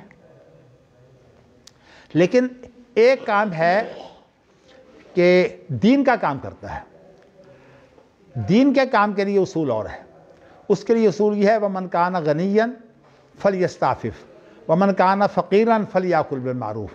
جو غنی ہو وہ بچے، کیا مطلب کہ وہ بدلہ نہ لے، اجرت نہ لے، اور جو محتاج ہو وہ جو ہے وہ اتنی اجرت لے سکتا ہے جس سے اس کا جو ہے وہ واجبی گزارا ہو جائے۔ یہ نہیں جیسے ہمارے ایوان صدر ہوتا ہے اور اسی طرح وزیر اعظم ہاؤس ہوتا ہے کہ ان کی تنخواہیں اتنی زیادہ ہوتی ہیں اور ان کے ساتھ 500 آدمی جو ہے وہ ان کے جو ہے اپنے دفاتر ہیں ان کے اندر ملازمت کر رہے ہوتے ہیں، یہ مطلب ہے ایک صدر کیا اس کے لیے 500 آدمی اس کے ساتھی ہیں، اور اسی طرح وزیر اعظم کیا اس کے ساتھ ہزاروں کی تعداد میں جو ہے وہ ساری بیوروکریسی وزیر اعظم کے تابع ہوتی ہے۔ تو میں بتانا ہی چاہتا ہوں کہ حالانکہ یہ عہدے جو ہیں دونوں وہ ہیں جو خدمت کے عہدے ہیں، اگرچہ ان کا نام تو ہم انگریزی زبان میں رکھتے ہیں سروس، لیکن سروس کوئی نہیں کرتا، ہر ایک آدمی جو ہے وہ معاوضہ چاہتا ہے۔ ہمارے ہاں ایک سوچ جو ہے وہ اس سے علماء میں بھی آئی ہے، علماء میں یہ سوچ آئی ہے اس لیے کہ علماء سے بے انصافی ہوئی ہے۔ بے انصافی یہ ہوتی ہے، کہتے ہیں کہ آپ تو دین کا کام کرتے ہیں، تو دین کا کام کرنے کی وجہ سے آپ کو تنخواہ تھوڑی ملے گی۔ میں نے اپنے خاندان کا واقعہ آپ کو اس لیے سنایا ہے کہ جب میں نے یہ مدرسہ جو ہے اپنے خاندان کے سپرد کر دیا اور میں خود جو ہے وہ معاون بن گیا، تو اس کے بعد میرے خاندان نے جو ہے یہ کیا رویہ اختیار کیا۔ میرے خاندان کے کاروبار میں جو لوگ ملازم تھے معمولی درجے کے، جو مزدور قسم کے لوگ تھے یا چپڑاسی قسم کے لوگ تھے، ان کو جو رکھا ہوا تھا ان کی تنخواہیں جو تھی وہ بہت بھاری تھیں، لیکن جو اساتذہ کی تنخواہیں تھیں میرا خیال یہ ہے کہ اساتذہ کا ان سے گزارا بھی نہیں ہوتا۔ تو یہ صورتحال جو ہے یہ خاندان نے بنائی ہوئی تھی۔ اگر میں انہیں کہتا کہ استادوں کی تنخواہیں بڑھا دی جائیں، چونکہ میرا یہ ذہن تھا کہ اگر ہمارے پاس پیسہ ہے، دیکھیے اس وقت تو ہماری زکوٰۃ نکلتی تھی 30 لاکھ، تو اس کے بعد آج کل جو ہے ہماری زکوٰۃ جو ہے تقریباً 50 لاکھ نکلتی ہے۔ تو اب ہوتا کیا ہے کہ آپ نے زکوٰۃ کے علاوہ جو اور خرچہ ہے وہ بھی کرنا چاہیے۔ اب ہمارا جب آپس میں اختلاف پیدا ہوا تو انہوں نے جو ہے وہ زکوٰۃ بھی جو ہے وہ روک لی، وہ 30 لاکھ جو زکوٰۃ ہماری درسگاہ کو ملتی تھی اب وہ نہیں ملتی۔ تو کہنے کا مقصد یہ ہے کہ ہمیں سب کچھ بھگتنا پڑا، لیکن اللہ کا شکر ہے کہ اللہ تعالیٰ نے مجھے وہ جو ذہن دیا ہوا تھا نا، وہ من کان غنیا فلیستعفف، میں نے اس کے مطابق سلوک کیا ہے۔ میں الحمدللہ جو ہے وہ آج تک میں نے تنخواہ نہیں لی، ہاں اتنا کام ضرور ہے کہ میں نے یہ جو جائیداد ہے جس میں آپ بیٹھے ہوئے ہیں، یہ میں نے وقف کر دی، اور اس وقف کے اندر جو ہے ہم نے یہ شرط عائد کی کہ جو آدمی دین کی خدمت کرنے والا ہے وہ اس وقف میں رہائش اختیار کر سکتا ہے، اور اس کے اندر اس کی جو ضرورتیں ہیں، مثال طور پر علمی ضرورتیں ہیں یا اس کے صحت کے معاملے میں جو اس کی ضرورتیں ہیں، وہ یہاں سے پوری ہو سکتی ہیں۔ تو یہ وقف کے بارے میں جو ہے یہ گنجائش موجود ہے۔ تو ہمارے الحمدللہ کاموں میں برکت اس لیے ہے، ہمارے کام اس طرح سے ہوتے ہیں کہ اللہ کا شکر ہے کہ مالیات کی وجہ سے ہمارے کام جو ہے وہ کبھی بھی خراب نہیں ہوئے۔ تو اللہ تعالیٰ نے یہ برکت ڈالی ہوئی ہے۔ یہ بالکل وہی بات ہے، اگرچہ ہمارے ہاں یہ مثال بہت دی جاتی تھی لیکن بعد میں یہ مثال ٹوٹ گئی۔ ایک آدمی جو ہے وہ نبی اکرم صلی اللہ علیہ وسلم کے پاس آتا تھا اور آپ سے آ کر جو ہے وہ ہدایت لیتا تھا، یعنی کتاب و سنت کی، اور دوسرا بھائی جو ہے وہ محنت کرتا تھا، یعنی باغ تھا کھجوروں کا، عام طور پر مدینہ منورہ میں ان باغوں کی جو ہے وہ محنت، اس کے بعد محنتانہ وصول کیا جاتا تھا۔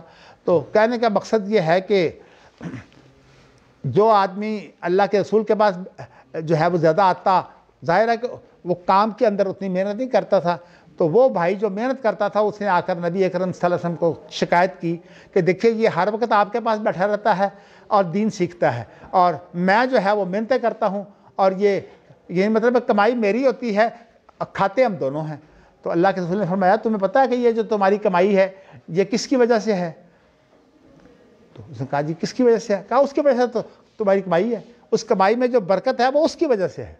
یعنی تم یہ سمجھو کہ اصل میں وہ جو نہیں کما رہا دین سیکھ رہا ہے تو یہ برکت اس کی وجہ سے ہے۔ تو اصل میں جو خدمت کرنے والے لوگ ہوتے ہیں نا، برکت ان کی وجہ سے ہوتی ہے۔ اب آپ یہ دیکھیے کہ میرے جیسا ایک انسان جس کا جو خاندان بھی اس کے ساتھ نہیں ہے، میں کوئی شکایت نہیں کرتا، مگر میں نے آپ کو جو ہے بطور مثال سمجھایا ہے۔ یہ اللہ کا شکر ہے کہ سب سے پہلے میں نے اس کی مثال جو ہے وہ اپنے سامنے رکھی ہے، اور الحمدللہ میری ضرورتیں جو ہیں وہ کس طرح پوری ہوتی ہیں ماشاءاللہ میرے جو سیکرٹری ہیں ان کو پتہ ہے، اس لیے کہ الحمدللہ مالیات کا جو سلسلہ ہے وہ میرے پاس ہوتا ہی نہیں، میں نے تمام کا تمام مالیات کا سلسلہ جو ہے وہ ان کے سپرد کیا ہوا ہے، اور اللہ کا شکر ہے کہ ہمارا نظام بڑا اچھا چل رہا ہے۔ اور میں الحمدللہ جو ویسے تو میں کوشش کرتا ہوں کہ بالکل جو ہے وہ اپنے علاج کے لیے بھی جو ہے وہ کوئی چیز جو ہے وہ یہاں سے نہ لوں، لیکن میں سمجھتا ہوں میرا حق ہے۔ اب میں بوڑھا ہوں، بیمار ہوں، اور یہ اللہ تعالیٰ کی آزمائش ہے، جہاں اللہ تعالیٰ نے علم دیا ہوا ہے وہاں بہت سی آزمائشیں بھی ہیں۔ خیر آزمائش تو علم بھی ہوتا ہے، لیکن یہ جو خاص طور پر جو دنیا کی آزمائشیں ہیں نا یہ بڑی نظر آتی ہیں، رزق کی آزمائشیں، لیکن الحمدللہ مجھے اللہ تعالیٰ نے ہر آزمائش سے جو ہے وہ بچایا ہوا ہے۔ باقی صاف سی بات ہے کہ میں اپنی اولاد کے بارے میں بڑا جو ہے رنج میں ہوں کہ وہ جو ہیں وہ اب تنخواہوں میں پڑ گئے ہیں، اور تنخواہیں انہیں جو ملتی ہیں وہ یونیورسٹیوں سے ملتی ہیں۔ اب ان کی تنخواہیں جو ہیں وہ اللہ تعالیٰ نے دیکھیے ان کو تنخواہوں کی صورت میں رزق دیا ہوا ہے، 2-2 لاکھ، 3-3 لاکھ، 4-4 لاکھ جو ہے وہ ان کی تنخواہیں ہیں، اور ان کے گھر کے گزارے بھی ہو رہے ہیں، اور ان کی ذمہ داریاں جو ہیں وہ درسگاہوں میں جو ادا کر رہے ہیں وہاں بھی وہ جو ہے وہ بعض ایسے کام کرتے ہیں جن کو میں روا نہیں سمجھتا۔ جب ان کی تنخواہیں اتنی بڑی ہیں تو ان کو کوئی حق نہیں ہے کہ وہ پھر ان تنخواہوں کی موجودگی میں جو ہے وہ درسگاہ سے کچھ لے، اس لیے میں ان کا مخالف ہوں کہ درسگاہ سے آپ کچھ نہیں لے سکتے۔ اور یہی جو ہے وہ میرا اپنی جو ہے اولاد سے اختلاف ہے کہ میں کہتا ہوں کہ میں کوئی تنخواہ نہیں لیتا، حتیٰ کہ یہ ٹھیک ہے کہ وہ میری تھوڑی بہت مدد کرتے ہیں، لیکن میری مدد جتنی وہ کرتے ہیں اس سے زیادہ میری بیٹیاں مدد کرتی ہیں میری، اور اللہ کا شکر ہے کہ اللہ تعالیٰ نے مجھے اس طرح سے جو ہے وہ بالکل آسودگی میں رکھا ہوا ہے۔ تو مجھے ساتھ یہ بھی اطمینان ہے کہ انشاءاللہ اللہ مجھے جو ہے وہ اس خدمت کا ایک بدلہ دے گا۔ تو میں نے بتایا کہ خدمت کا اور اصول ہے اور جو محنت کا اور اصول ہے۔ اب جو ہمارے علماء نے یہ بنا لیا نا کہ خطبہ بھی دینا ہے تو اس کی بھی تنخواہ لو، یہ بالکل حرام ہے۔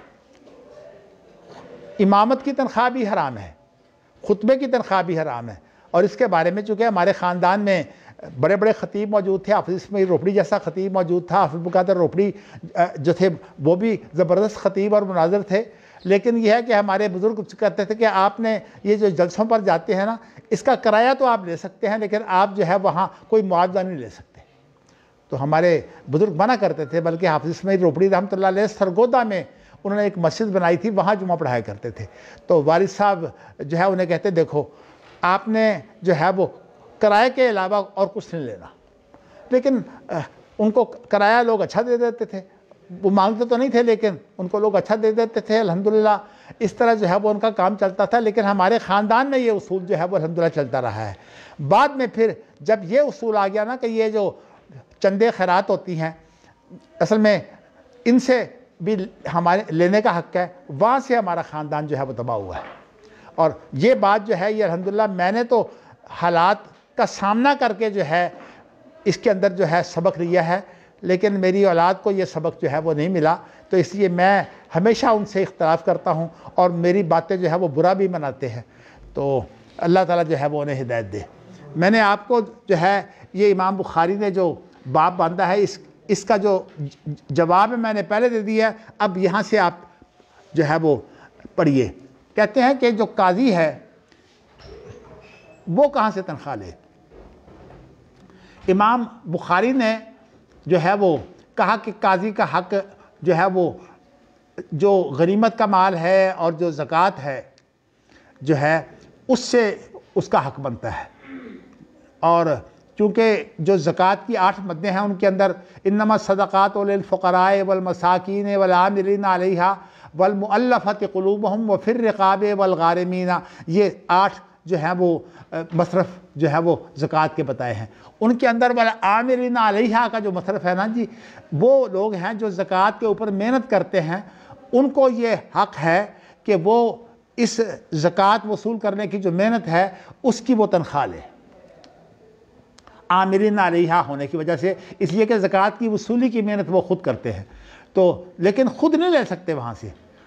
ہمارے ہاں یہ جو نسبتیں اب بن گئی ہیں نا کہ جتنا چندہ اکٹھا ہوگا اس کا تیسرا حصہ ہم لے لیں گے، یہ سری حرام صورتحال ہے۔ تو جو لوگ ایسا کرتے ہیں اللہ انہیں ہدایت دے، میں ان کا نام نہیں لینا چاہتا۔ اصل بات جو ہے وہ یہ ہے کہ اس کے لیے خدمت کا اصول ہے، اور خدمت کے اندر یہ ہے کہ اگر آپ کو پیسہ ملتا ہے، آپ کا رزق جو ہے وہ کسی اور جگہ سے آتا ہے، پھر آپ تنخواہ نہیں دے سکتے۔ آپ یہ دیکھیے کہ الحمدللہ میری تنخواہ شروع ہوئی تھی 1969 سے، یعنی 70 سے کم 200 روپیہ، اور میری 2004 تک جو ہے وہ خاندانی کاروبار سے جو تنخواہ تھی وہ ساری 20,000 تھی۔ یہ الگ بات ہے کہ یہ اصول جو ہے وہ بے انصافی کا چلتا تھا کہ جو کام کرنے والے تھے ان کی تنخواہ تو 1.5 لاکھ ہوتی، لیکن میں چونکہ دین کا کام کرتا تھا اس لیے میری تنخواہ 20,000 تھی، اور مجھے کہا جاتا کہ آپ تو دین کا کام کرتے ہیں۔ میں نے کہا پھر یہ اللہ سے لے، مطلب یہ کہ آپ اللہ سے لیں اور ہم نے اللہ سے نہیں لینا۔ یہ سوچ اتنی غلط ہے کہ اس کے بعد انسان کا کچھ بھی نہیں رہ جاتا۔ اور میں کہتا کہ چلیے آپ مجھے نہ دیں، آپ کم از کم استادوں کی تنخواہیں بڑھا دیں۔ کہتے نہیں یہ تو دین کا کام کرتے ہیں، ان کی تنخواہیں نہیں بڑھائی جا سکتی۔ مطلب ہے ان کا چپراسی بھی جو ہے اس کی تنخواہ جو ہے وہ ہمارے استادوں سے زیادہ تھی، شیخ الحدیث سے زیادہ تھی۔ جب یہ سوچ بن جائے کسی عالم خاندان کی، تباہی ہوتی ہے۔ اور یہ اللہ تعالیٰ نے کیا کیا ہے کہ ان کی اولادیں تباہ ہو گئی، اولادوں میں سے ایک بھی عالم نہیں نکلا اس سوچ کی وجہ سے کہ بھئی بات یہ ہم تو کاروبار کرتے ہیں اس لیے ہماری تنخواہیں جو ہے لاکھوں میں ہونی چاہیے، اور جو دین کا کام کرتے ہیں ان کی تنخواہیں جو ہے وہ کیا تھی 15,000 20,000۔ یعنی میں نے آپ کو بتایا کہ میری تنخواہ جو ہے وہ 20,000 تھی، میرے بیٹے کی تنخواہ جو ہے وہ مجھ سے 6,000 زیادہ تھی، اس لیے کہ وہ عملاً کام کرتا تھا۔ ڈاکٹر حسین کی اختلاف کے وقت وہ بھی ختم ہو گئی، مگر اللہ تعالیٰ نے ہمیں جو ہے وہ ایسے حالات بنائے کہ میں اس کے لیے پوری طرح جو ہے وہ الحمدللہ احتیاط کرتا ہوں کہ میں جو ہے وہ صدقے خیرات سے نہ لوں۔ میری بلکہ خواہش یہ ہے کہ میرے بیٹے کوئی کام اگر کر سکتے ہیں تو کاروبار کا کام کریں، لیکن وہ اتنی تنخواہوں کے بعد وہ کہتے ہیں ہم نہیں کام کرنا چاہتے۔ لیکن میری خواہش یہی ہے کہ کوئی بیٹا تیار ہو جائے، اگر میرا کوئی تعلق والا شاگرد بھی تیار ہو جائے تو میں کام کرنا چاہتا ہوں، تاکہ میں بالکل جو ہے وہ بچ جاؤں کسی معاملے میں جو ہے وہ میں کوئی چیز جو ہے وہ اس اصول کے مطابق وَمَنْ كَانَ غَنِيًّا فَلْيَسْتَعْفِفْ۔ میں پہلے غنی تھا اپنے آپ کو میں 20,000 میں الحمدللہ غنی سمجھتا تھا، تو اس لیے میں نے تو کبھی الحمدللہ تنخواہ نہیں دی، اور اب میرا وہ 20,000 بھی ختم ہو گیا ہے، لیکن اب بھی میری صورت جو یہی ہے کہ میں اس اصول کے مطابق چلتا ہوں۔ میں نے یہ اس لیے آپ کو بتایا ہے کہ یہ علماء کے لیے یہی اصول ہے، باقی اگر کوئی عمل میرا جو ہے وہ صحیح نہ ہو اس کے لیے اللہ تعالیٰ مجھے ہدایت دے، اور آپ کو بھی جو ہے پورا اختیار ہے کہ آپ نشاندہی کریں کہ آپ یہ کام غلط کر رہے ہیں، جیسے کہ حضرت عمر رضی اللہ تعالیٰ عنہ جو ہے وہ اختیار دیتے تھے۔ تو آپ کو میں بتانا چاہتا ہوں کہ جب نبی اکرم صلی اللہ علیہ وسلم جو ہے وہ وفات پا گئے تو ابوبکر صدیق نے خلافت کا کام شروع کیا، تو ساتھ ہی جو ہے وہ کپڑے کا کاروبار کرتے تھے، کپڑے رکھے اپنے کندھے پر اور کپڑے بیچنے کے لیے نکل گئے، تو حضرت عمر رستے میں ملے، وہ کہنے لگے آپ کیا کرنے جا رہے ہیں؟ کہنے لگے جی ظاہر ہے کہ پیٹ بھی تو ساتھ ہے نا، کمانا بھی تو ہے۔ کہنے لگے آپ جو خلافت کا کام کرتے ہیں اس کے لیے آپ کا حق ہے، وَمَنْ كَانَ فَقِيرًا فَلْيَأْكُلْ بِالْمَعْرُوفِ، جب آپ کی محتاجی ہے تو آپ اس سے یہاں سے لے سکتے ہیں۔ تو پھر ابو عبیدہ بن جراح کے ساتھ مل کر انہوں نے حضرت ابو بکر کا جو ہے وہ ایک تنخواہ مقرر کر دی، یا ایک رزق متعین کر دیا۔ یہ متعین اس لیے کیا ہے کہ جو لوگ متعین نہیں کرتے نا وہ سارے کھا جاتے ہیں تقریباً۔ تو اس لیے میں آپ کو بتانا چاہتا ہوں کہ اللہ تعالیٰ جو ہے وہ سب سے پہلے ہمارے خاندان میں یہ جو برائی آئی ہے اس کو اللہ تعالیٰ ہدایت میں بدل دے، باقی آپ سب کو اللہ توفیق دے، آپ بھی ماشاءاللہ عالم ہیں۔ تو میری ویسے خواہش یہی ہے کہ یہ اگر یونیورسٹی بن جائے، اور اس یونیورسٹی کے اندر جو ہے وہ اب تو صرف صورتحال ہماری یہ ہے کہ ہم ہی جو ہے وہ خرچ کرتے ہیں، اور طلبہ جتنے بھی ہیں وہ تمام کے تمام جو ہے وہ الحمدللہ یہاں ان کو غذا بھی ملتی ہے، اور غذا کے بعد یہ طلبہ جب یہاں آ کر ٹریننگ لیتے ہیں اور ان کو جو ہے وہ ٹریننگ لینے کے بعد وہ امتحان بھی پاس کر لیتے ہیں۔ جب کسی طالب علم نے جو ہے وہ یہاں سے امتحان پاس کیا، ایم فل کیا یا پی ایچ ڈی کیا، وہ ماشاءاللہ سرکاری نوکری میں چلا جاتا ہے، اور ہمارا کام صرف اتنا ہے کہ ہم ان کو ایم فل بھی کروا دیں، پی ایچ ڈی بھی کروا دیں، اور ان سے لے کچھ نہیں۔ تو یہ صورتحال جو ہے وہ ہماری بنی ہوئی ہے، اس لیے کہ انصاف کی صورتحال اب یہ نہیں رہی۔ علماء کے اندر جب سے یہ سوچ آئی ہے نا، تو ایک عالم جب فتویٰ دیتے وقت، مسئلہ بتاتے وقت بھی ایک بات فوراً کہے گا، میری تنخواہ بنا دو۔ بھئی عالم کے لیے جو غنی ہو اس کے لیے تو تنخواہ جائز ہی نہیں ہے۔ تو اس لیے ہاں جو محتاج ہو اس کے مطابق فلیامر بالمعروف کا جو اصول ہے یہ خدمت کا اصول ہے۔ تو میں نے آپ کو جو ہے یہ اصول بتا دیا، باقی اب امام بخاری نے جو ہے وہ حکام کے لیے، قاضی ہوں یا دیگر ہوں، ان کے لیے کہا ہے کہ ان کے لیے اصول ہے عاملین علیہا کا۔ تو اسی لیے رزق الحکام والعاملین علیہا اس کے ساتھ ملایا ہے کہ ان کا زکوٰۃ میں بھی حق ہے اور مال غنیمت میں بھی حق ہے۔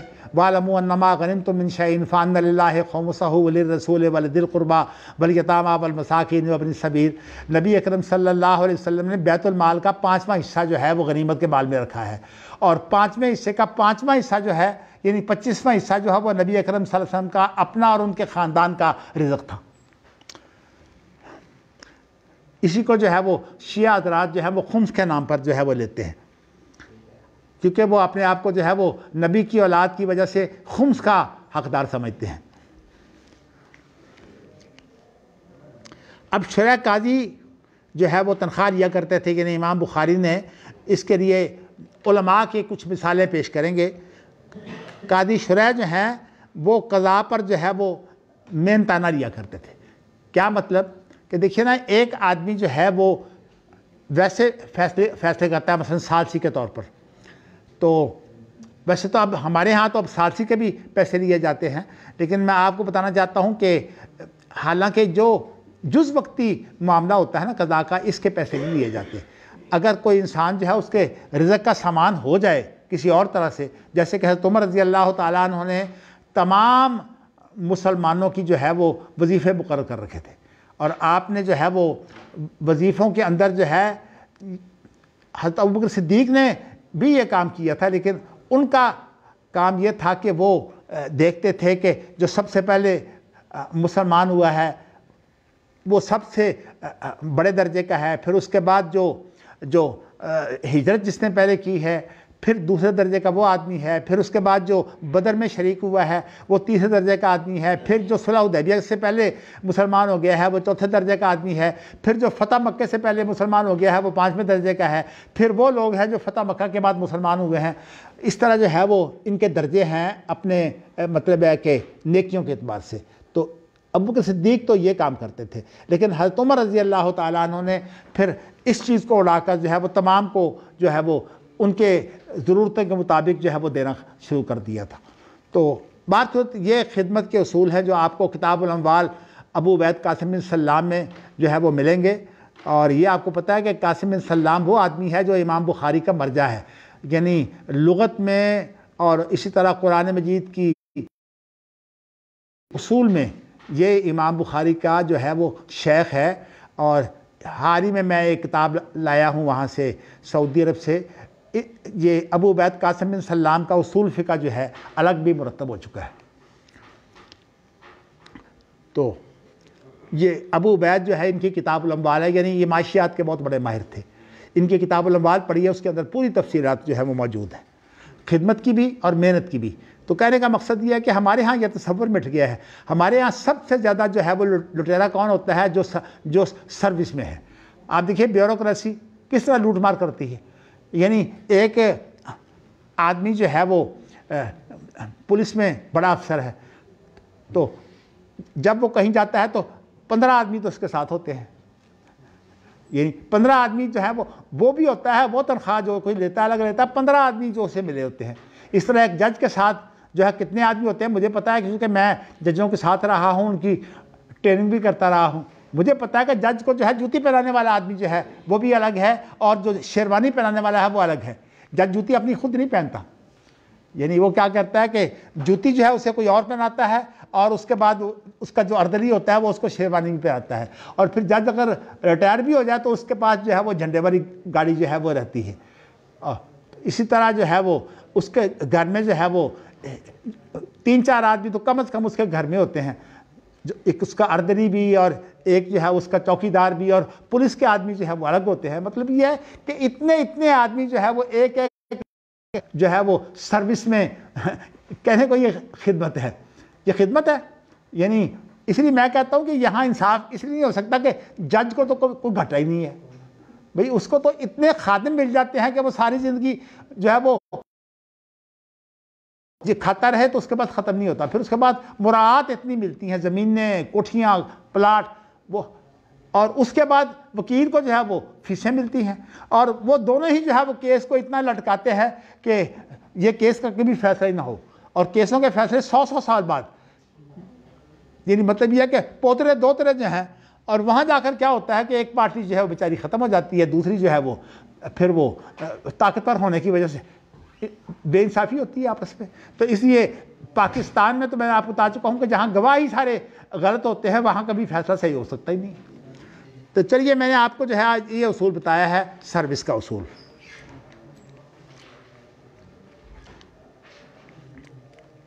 اچھا جی، حضرت عائشہ کا قول کیا ہے؟ یاکل الوصی بقدر امالتہ۔ امالہ اس عمل کو کہتے ہیں جو انسان انجام دیتا ہے، اس کارگزاری کو کہتے ہیں جو اپنے منصب کی وجہ سے جو ہے وہ انجام دیتا ہے۔ تو حضرت عائشہ کہتی ہیں کہ آپ کو میں بتانا چاہتا ہوں کہ وصیت جب کی جاتی ہے تو عام طور پر ایک آدمی کو وصی مقرر کیا جاتا ہے تاکہ وہ یعنی وہ اس وصیت کو جو ہے وہ عملی شکل دے۔ تو وہ جو وصی ہے چونکہ اس کی ذمہ داری ہوتی ہے عملی شکل دینے کی، تو اس لیے اگر وصی کا جو ہے وہ اتنی نگرانی بڑی ہو جائے، یعنی جدادیں اتنی ہو کہ وہ ان کو ہی نہ سنبھال سکے، تو اس وقت جو ہے وہ اب اس کے رزق کا معاملہ جو ہے وہ یہ ہے کہ اس کی کوئی نہ کوئی تنخواہ مقرر کر دینی چاہیے تاکہ اس کا رزق جو ہے وہ وہاں سے اس کو مہیا ہوتا رہے۔ تو ویسے اگر یہ یتیموں پر جو ہے وہ نگران ہو تو اس کو بھی جو ہے وہ حق ہے، خود نہیں، اس کی نگرانی کے جو ہے باقاعدہ اس کی کوئی جو ہے وہ چیز مقرر کی جا سکتی ہے۔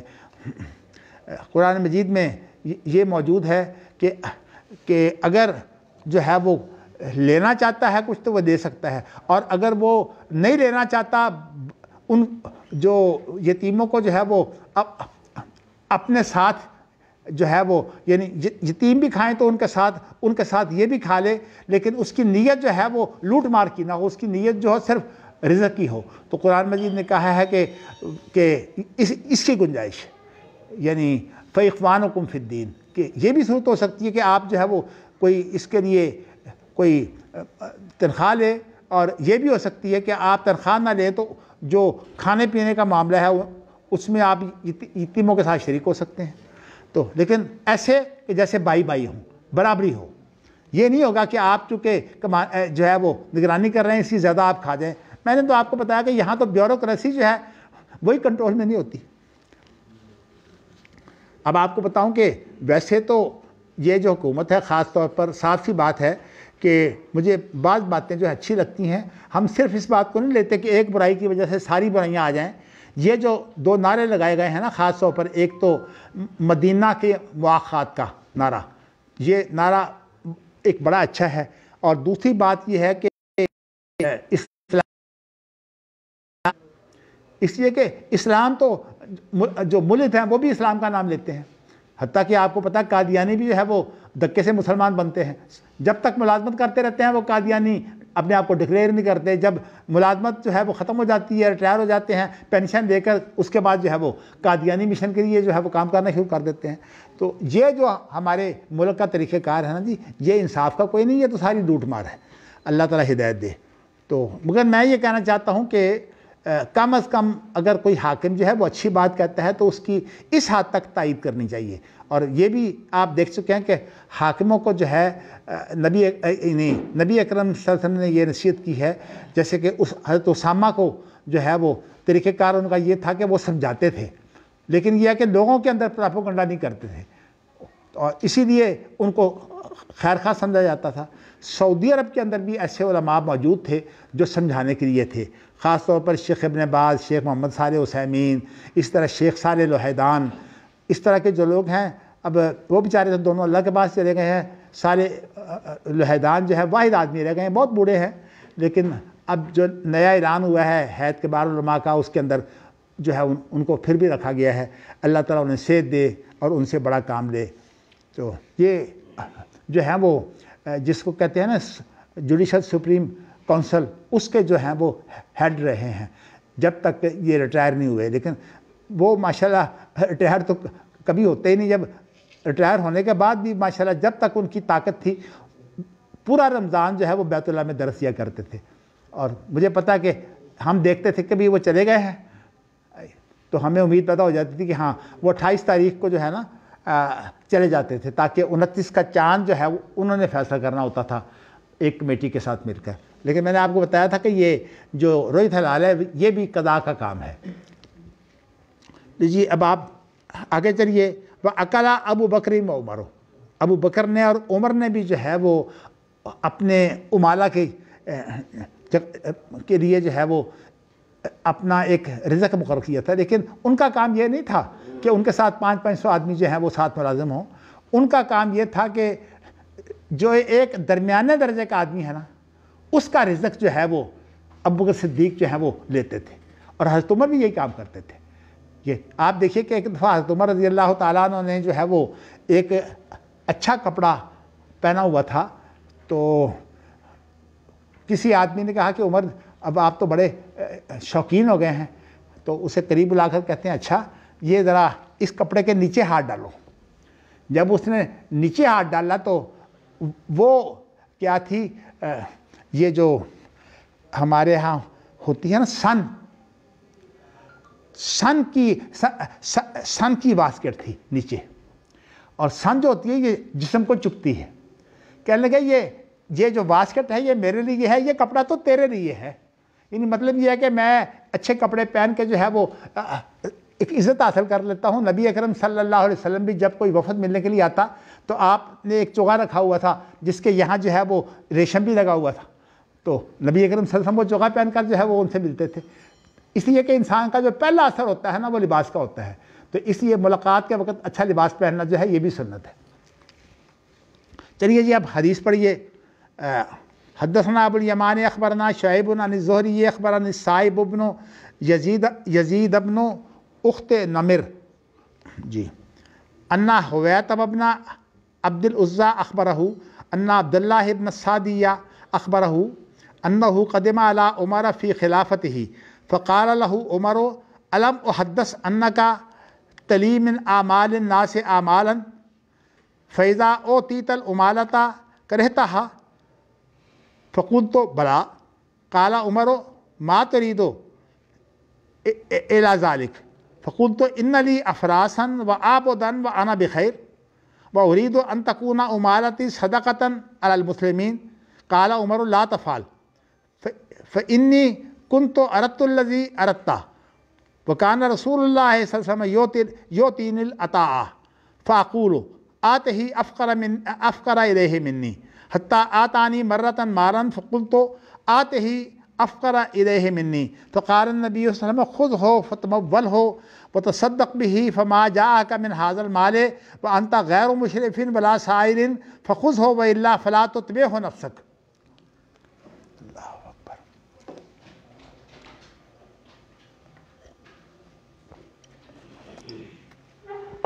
तो जी इसका वैसे माशाल्लाह आप उलमा हैं, तर्जमा तो आपको ज़रूरत नहीं है, लेकिन फिर भी बाकी तो नाम ही है साहिब बिन यजीद। ये जो हैं ये नमिर की बहन का बेटा है, यानी मतलब ये उनका भांजा है। तो अब जो है वो इमाम बुखारी जब ख़ास तौर पर पहली दफ़ा कोई नाम लाएं तो उसका पूरा तारुफ़ करवाते हैं। बाद में ऐसा भी होता है कि अगर ज़्यादा जो है वो दूर चला गया हो फिर भी उसका तारुफ़ करवा देते हैं जी। अन्ना हुवैतब इब्न अब्दुल अज़्ज़ा, जो हुवैतब जो अब्दुल उज़्ज़ा का बेटा है, अख़बरहु उसने उनको ख़बर दी है साहिब बिन यजीद को। ख़बर क्या दी है कि अब्दुल्ला बिन सादी जो हैं उन्होंने उनको बताया कि अब्दुल्ला बिन सादी जो हैं वो हज़रत उमर के पास आए उनकी खिलाफत में। तो फ़क़ाल लहु उमर, हज़रत उमर ने उन्हें कहा कि अलम उहद्दिस अन्नका तली मिन आमालिन नास आमालन, मुझे इस बात के मुतल्लिक़ बताया गया है कि तुम ऐसी खिदमात अंजाम देते हो जो लोगों से मुतल्लिक़ है।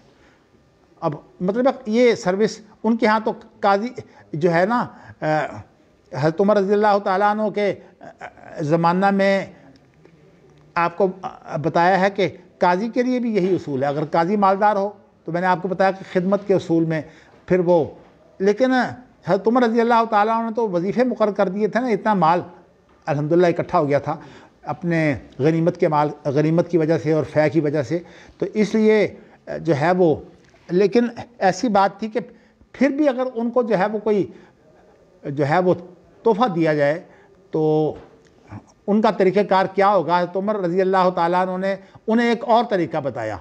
पहले तो उनसे पूछा कि मुझे ये इल्म हुआ है कि तुम कुछ जो है वो आम रियाया के काम जो है वो अंजाम देते हो, यानी रियाया से मुराद ये है जो आम लोग जो हैं। तो फ़ैज़ा ओतीता उमालता करहता, और जब तुझे कोई आदमी आकर जो है वो तुझे कुछ देना चाहता है इस वजह से कि तुम रियाया के काम करते हो तो तुम उसको बुरा समझते हो, तुम पसंद नहीं करते कि मैं किसी आदमी से जो है वो तोहफ़ा लूँ। तो कहने लगे मैं तुम्हें एक हाल बताता हूँ। उन्होंने कहा कि जवाब दिया अब्दुल्ला बिन साद देने के बाद तो दुरुस्त है, मैं ऐसा ही करता हूँ। तो काल उमर ने कहा कि मा तुरीदु इला ज़ालिक, तो तेरा क्या इरादा है, तू क्या चाहता है, ये नहीं मतलब इतना तो परहेज़गार बन रहा है, बाकियों के लिए मुश्किल पैदा हो जाएगी। फ़क़ुल्तु इन्ना ली अफ़रासन व आबुदन व अना बिखैर, कि मेरे पास तो घोड़े भी हैं, मेरे पास ग़ुलाम भी हैं और मैं जो है वो मालदार हूँ। मैं बिखैर का माना यह है कि वो असहाबुल खैर जिसे हम कहते हैं ना, मैं मालदार हूँ। तो अल्लाहु अकबर, व उरीदो अन तकूना उमालती सदक़तन अलल मुस्लिमीन, मेरा ये दिल है कि जो मेरी मेहनत है ना जो मैं आवाम पर करता हूँ वो मुसलमानों पर सदका हो जाए। तो हज़रत उमर कहते हैं कि ये तरीक़ेकार नहीं है, मैं आपको एक इससे भी अच्छा तरीक़ेकार बताता हूँ। काला उमर ला तफ़अल, तुम यूँ ना करो, फ़इन्नी कुन्तु अरद्तुल्लज़ी अरद्ता, मैं बिल्कुल ही इसी चीज़ का पर अमल करने वाला था। यानी मैं भी ऐसा ही करता था कि जब मुझे कोई तोहफ़ा मिले तो मैं अल्लाह के रसूल से कहता कि देखिए और मोहताज लोग मौजूद हैं उनको दे। तो अब इन्होंने अपना वाक़या बयान किया है कि अल्लाह के रसूल सल्लल्लाहु अलैहि वसल्लम जो है वो मुझे कुछ अतिये देते فاقولو میں کہتا آتے ہی افقر الیہ منی، جو ان عطیوں کا مجھ سے زیادہ محتاج ہے آپ ان کو دیں، مجھے چھوڑ دیں، میرے یعنی مطلب میں تو غنی ہوں۔ ویسے آپ کو یہ بتاؤں کہ وہ مومن جو پرہیزگار بھی ہو اور دنیا سے مستغنی ہو، یعنی اصل غنی وہ ہوتا ہے جو محتاج ہونے کے باوجود جو ہے وہ اس کی طبیعت میں استغنا ہو، تو اور وہ یہ ہے کہ دنیا میں اپنے آپ کو جو ہے وہ نیکی کے معاملے میں چھپا کے رکھے، یعنی اپنی نیکیاں جو ہے وہ ظاہر نہ ہونے دے، تو یہ اس مومن کو اللہ بہت پسند کرتے ہیں۔ اور صاف سی بات ہے میرے والد صاحب کا یہ عمل تھا، بہرحال اللہ ہمیں بھی توفیق دے۔ تو اب حضرت عمر نے کیا بتایا ان کو، کہا ہے کہ میں تمہیں ایک اور طریقہ بتاتا ہوں، وہ یہ ہے کہ ایک دفعہ اللہ کے رسول نے مجھے کچھ مال دیا تو میں نے کہا کہ آپ اس کو دیں جو مجھ سے زیادہ محتاج ہے، آپ نے فرمایا خذ ہو، اس کو لے لو، فتمول ہو، تو اس کو اپنا مال بنا لو، یعنی اب تم مالک بن جاؤ اس کے، یعنی اب تم نے لے لیا نا، اب یہ تمہارا مال بن گیا۔ اچھا اس کے بعد کیا کرو، وہ تصدق بھی، بھئی تمہیں اگر ضرورت نہیں ہے تو صدقہ کر دو، تو اس کا فائدہ یہ ہوگا کہ تمہیں صدقے کا ثواب مل جائے گا۔ تو یہ کہا کہ یہ کام تم کرو، تو فما جاءک من ھذا المال، لیکن اس کے لیے آپ نے تجزیہ کر دیا نفسیاتی، کہنے لگے کہ جب تیرے پاس ایسا مال آتا ہے فانت غیر مشرف ولا سائل، اور تو جو ہے وہ اس کے اوپر نظریں مارنے والا نہیں ہے، مشرف کہتے ہیں نظریں مارنے والے کو، اور تو اس پر نظریں مارنے والا نہیں ہے اور نہ تو سوال کرنے والا ہے، تو فخذ ہو، پھر تجھے لے لینا چاہیے۔ اصل میں ان دو چیزوں کا جو حامل ہے نا اسے روکا ہے کہ اگر تو ایسا ہے کہ تیری ہر وقت یہی توجہ ہے کہ چندہ آ جائے تاکہ میرا کام جو ہے وہ ٹھیک چلتا رہے، تو یہ چیزیں غلط ہیں۔ تو اس لیے میں یہ سمجھتا ہوں کہ یہ چندے صدقے خیرات جو ہے یہ بالکل جو ہے وہ جو آدمی غنی ہو اس کو نہیں لینے چاہیے۔ تو فخذ ہو وَإِلَّا فَلَا تُتْبِعْهُ نَفْسَكَ، تو لے لے، اگر یہ صورت نہیں ہے کہ تیرے اندر جو ہے وہ انتظار تھا کہ مجھے بھی ملے، اور اگر تیرے اندر تو نے سوال بھی کیا ہوا تھا، تو اس صورت میں تو نہ لے، پھر تو جو ہے وہ نہ لے، مطلب ایسی صورت میں جب کہ تیری نیت ایسی ہو تو تجھے ثواب نہیں ملے گا۔ تو اس لیے جب تجھے جو ہے وہ نیت ایسی ہو کہ میں اس کو صدقہ کروں گا تو یہ تجھے جو ہے وہ زیادہ ثواب مل جائے گا۔ تو یہ ان کو طریقہ کار بتایا ہے۔ تو امام بخاری نے جو ہے وہ حکام کے بارے میں، چونکہ یہ خدمت کا کام کرتے ہیں تو اس لیے خدمت کے جو اصول ہیں میں نے ان کے بارے میں جو ہے وہ آپ کے ساتھ سامنے وضاحت کی، لیکن اب تم اللہ رحم کرے جو ہے وہ ابھی تک جو ہے وہ جو مقلدین ہیں ان کے ہاں تو میں نے دیکھا ہے، مجھے بڑی حیرانگی تھی کہ جب میں نے یہاں جو ہے وہ کورس شروع کیا تو علماء کی ایک بڑی تعداد بھی یہاں آ گئی، تو ان میں وہ لوگ جو مقلد تھے میں نے ان کو دیکھا کہ وہ پڑھاتے تھے بیچارے، اور شام کے ٹائم جو ہے وہ یہاں آ جاتے تھے پڑھنے کے لیے۔ تو میں نے ان کی تنخواہیں پوچھی تو ان دنوں کا ایک کہنے لگا میری تنخواہ 600 روپیہ ہے، دوسرے کہا میری تنخواہ 700 روپیہ ہے۔ ویسے یہ ٹھیک ہے کہ یہ دور جو ہے یہ 1981-82 کا ہے، لیکن کچھ 600 کو تنخواہ تو نہیں ہے نا۔ صاف سی بات ہے کہ میں اپنی طرف سے بڑی چھلانگیں مارتا ہوں، لیکن مجھے پتہ ہے کہ مجھے اگر اس بات کا جو ہے وہ گمان نہ ہونا کہ آپ اور ذرائع سے بھی کما رہے ہیں، تو میں انشاءاللہ تعالی یہ کوشش کروں کہ آپ کو پوری تنخواہ دوں۔ لیکن میں نے آپ کو بھی بتایا ہے کہ میرا پروگرام یہ ہے کہ یونیورسٹی اگر کھولیں گے تو جو لڑکے ہمیں فیسیں دیں گے نا، یہ ان فیسوں کی وجہ سے ہم جو پروفیسر ہیں ان کو معقول تنخواہ دے سکیں گے۔ دیکھیے نا، جب لڑکے فیسیں نہیں دیتے اور ہم جو ہے وہ چندہ اکٹھا کر کے لاتے ہیں، تو جو چندہ اکٹھا کرتا ہے اسے پتہ ہوتا ہے کہ کتنی ذلت برداشت کرنی پڑتی ہے۔ یعنی آپ یہ بتائیے کہ بڑا خوددار ہونے کے باوجود جو ہے جو چندہ لینے والا ہے اس کو پتہ ہے اس کی کتنی بے عزتی ہوتی ہے، کس حالت میں وہ ہوتا ہے۔ تو بہرحال بڑی مثالیں بھی جو ہیں وہ موجود ہیں، لیکن پھر بھی انسان کمزور ہے۔ میں بتانا ہی چاہتا ہوں کہ جو صورتحال ہے نا، علماء کے اندر علماء کو مثال بننا چاہیے۔ میں ویسے آپ کو ایک واقعہ سنا دیتا ہوں تاکہ آپ کے سامنے جو ہے یہ چیز بھی آ جائے۔ تو میرے والد جو ہے رحمۃ اللہ علیہ، لوگوں کو ان سے بہت زیادہ عقیدت تھی۔ تو میں نے آپ کو یہ بتایا تھا کہ عبداللہ محدث روپڑی تو کچھ عرصہ کے لیے روپڑ چلے گئے تھے نا، پھر روپڑ سے آپ جو ہے وہ پاکستان بننے سے تقریباً 9 سال پہلے جو ہے وہ امرتسر میں آ گئے تھے۔ تو ان کی ایک مسجد تھی اور ایک والد صاحب کی مسجد تھی. والد صاحب کی مسجد جو ہے یہ ذرا شہر سے باہر جو ہے وہ نواں کوٹ کا علاقہ, اس میں مسجد تھی. میں نے آپ کو یہ بتایا تھا کہ والد صاحب وہاں تراویح میں 6 سپارے روز پڑھتے تھے. تو والد صاحب کے بارے میں